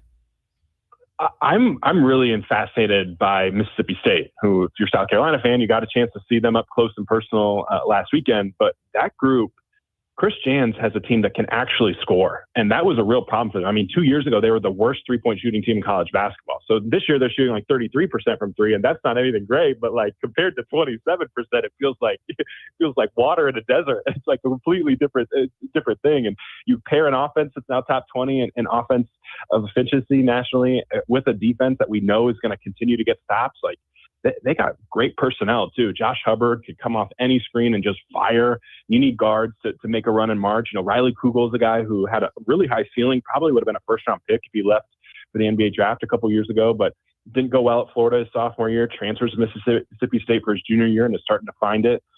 Cam Matthews, complete stud of a defender, you know, probably on that short list for National Defensive Player of the Year, along with like Colin Murray-Boyles and Jemai Mashak and Zakai Ziegler. And Jans, I'm really bullish on him as a coach. I think he is one of the elite X's and O's minds. He's built this roster with a lot of switchable wings defensively who also cut well. Like they feel like they've fixed a lot of their problems. And, you know, if you're a Mississippi State and you watch them last year, it's like you felt like Tolu Smith might be a big loss. I really don't think it has been. I think offensively they can do more with their bigs. Defensively, their bigs are even more mobile. You know, they protect the rim at a high level. And if we've seen an indicator with teams that make deep runs, it's teams that can really take away and turn your water off at the rim defensively. And Mississippi State can do that. So, you know, they're kind of one of my dark horses as a team that I think might end up making even a deeper run than the second weekend. Like them being in the Final Four, like would not surprise me one bit, even if, you know, their record might not look like that right now. Isaac, you know, there are only a few things in this life that are constant no matter what: death, taxes, and an elite mid-major being left out of the NCAA tournament in lieu of a barely over 500 power conference school. How does the committee look back at some of the mistakes it's made in the past when you see really good teams that are maybe, you know, from a smaller conference, but they have an elderly college basketball team? How do they look back and say, nah, we really don't want to have anything to do? We're not in the business of putting 22, 23 win mid-major teams in just because they maybe lost their conference championship game. That's a great point. You know, I think last year might have been as egregious as any of them too, with, you know, Virginia, who clearly was not a tournament caliber type of team, making it over a 28 win Indiana State team. Like, if Indiana State had made the tournament, Robbie Avila would have been an even bigger household name. And that group had phenomenal guards. And you see it this year, right? Like Ryan Conwell was on that team. He transfers to Xavier and is looking like an all Big East player. Julian Larry and Jason Kent, where'd they transfer? They go to Texas. Like Isaiah Swope transfers to SLU with Josh Schertz, who's one of the best offensive minds in college basketball. He's been awesome for them too. So it is a little bit frustrating. And, you know, I don't want to say history is going to repeat itself this year, but you start to wonder, right? Like the Big West is having one of the best seasons it's ever had in college basketball history. UC Irvine and UC San Diego are like top 60 teams nationally. Like, are one of those teams not going to get to make the tournament in favor of, you know, an ACC team that, you know, isn't very good, or maybe a Big Ten team that's, you know, 7-11 in conference play? Like that, I think that would be a little bit frustrating. So I'm right there with you. I'm fascinated to see how it works. But you know what? The thing is there's still so much time to let this play out too. And I think we're going to see some really, really interesting basketball. The pretenders are going to get really shown here soon, because conference play, like, you cannot hide in conference play. We're already seeing some of it already, but that'll ramp up even more in February, where some of these contenders, their flaws will be exposed. Isaac, my last question for you. You talk about Hubert Davis. We hadn't had a chance to mention him yet, but you know what? They're top 25 now, right at 25, and as of right now, looks like they will be able to make the tournament. But if they weren't this season, you're talking about 2 out of 4 seasons where North Carolina would not have made the tournament. Are we to the point now where he's got to win, and how much pressure do you think's on Hubert? Yeah, there's a lot, and it's growing by the day, because again, you kind of look at this roster construction, and the talent isn't necessarily a major problem. It's really more the roster decisions, right? Like, they tried to go get multiple big-time fives in the portal and whiffed, right? Arkansas outbid them for Jonas Adu. They didn't necessarily get outbid necessarily, but Clifford Omarui from Rutgers decided to go to Alabama instead. Like, those type of roster decisions have had huge ramifications on this roster, because right now they can't protect the rim at a high level, and their guards are really, really small. Like, he doubled down on Elliot Cadeau coming back, and that hasn't gone well. That sophomore surge hasn't necessarily been there. And RJ Davis has regressed this year. Like, if you told me that RJ Davis would shoot 29% from three this year, I'd be stunned. So part of that is just on this roster not really working. But the portal whiffs are really, really looming large. Like even another one like Cade Tyson, like a lot of people liked him in the portal, and he's done nothing for UNC this year. I just knowing kind of how Hubert is, and he's part of the family there, I have a hard time seeing them fire him. But I could see a situation where maybe he just goes, you know what, this just isn't for me, and there's somebody else better for this job when the season ends. And I think he has, as one of the biggest coaching carousel decisions, like his decision whether he stays or whether he leaves will be really, really impactful on the coaching carousel, and the next few weeks are going to probably tell us the story of that one. Isaac, my last question for you here as well. What can you tell us about this whole Todd Golden situation at Florida, being cleared of accusations that he stalked, harassed, and or sent lewd images to women on campus? On the surface, it looks like there was a significant amount of evidence. Was sunlight a disinfectant here, or is it sort of a winning cures all and made this thing go away? Because part of it just doesn't pass the smell test for me. That I understand where people are coming for that. I don't really know the exact details from that. I wouldn't be surprised if there was something like maybe not the most ethical going on, but I think the investigation has gone through that says that nothing illegal happened. Those Title IX type of investigations it's weird. There's been some instances where it's like we jump to, conclusions with multiple players, like Terrence Shannon Jr. last year jumped to the conclusion that he was automatically guilty when he got charged with rape in Kansas, and then the case gets cleared and he ultimately gets cleared not guilty. And that had big ramifications on Terrence and that whole season with Illinois, and that was a big deal. I mean, he's getting booed on the road and stuff. The same thing has happened with Todd, and he maintained his innocence from the jump. I will say, though, like when you read that report initially, it doesn't smell good, right? It really doesn't. But ultimately, he's been ruled not guilty and all of these things that have kind of gone through. So it's hard, right? Like it's weird, too, because they also have another assistant coach who's facing sexual assault allegations. And it just isn't a great look. But for the most part, after this process has gone through, if they found no evidence that he violated Title IX, I guess I have to ride with that at this point. Isaac, fantastic stuff, man. We really appreciate you taking time to hop on with us and talk a little college hoops. Let's do it again soon, and have a great day. Thanks for having me.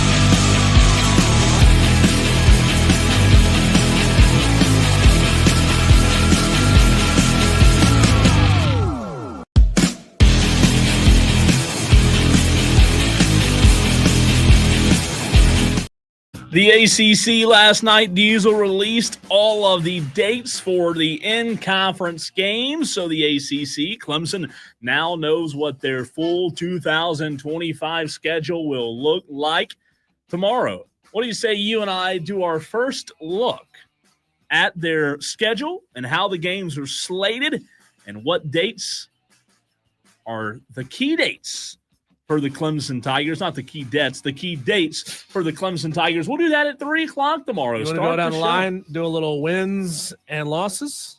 Wins like this? Yeah, wins like that. Yeah, wins.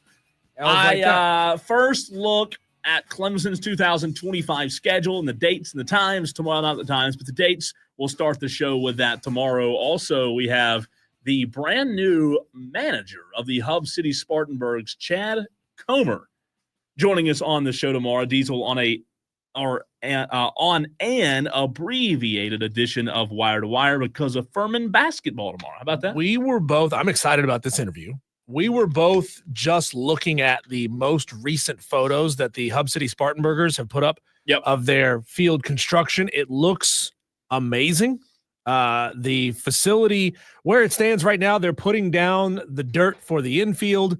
They are laying base for the grass that's going to be in the outfield. So, still a lot of work to go on the field level and a lot of work inside the locker rooms as well. But what you can see in these photos and where we saw these were on was on Facebook. You can go find Hub City Spartanburgers on Facebook and see where they are. The construction looks amazing. It does. The stands are mostly in place at this point. There's still a few sections that need to have chairs installed, but the outer structure of the building that hangs over what we can see is the first baseline looks really nice. I was downtown not this past weekend, but last weekend, Diesel, and from the street view, man, it is exciting. For somebody who's grown up in Spartanburg, it is really exciting to see that baseball stadium because it is nice. It really is. So I'm excited to see this Greenville-Spartanburg rivalry really kick off, right?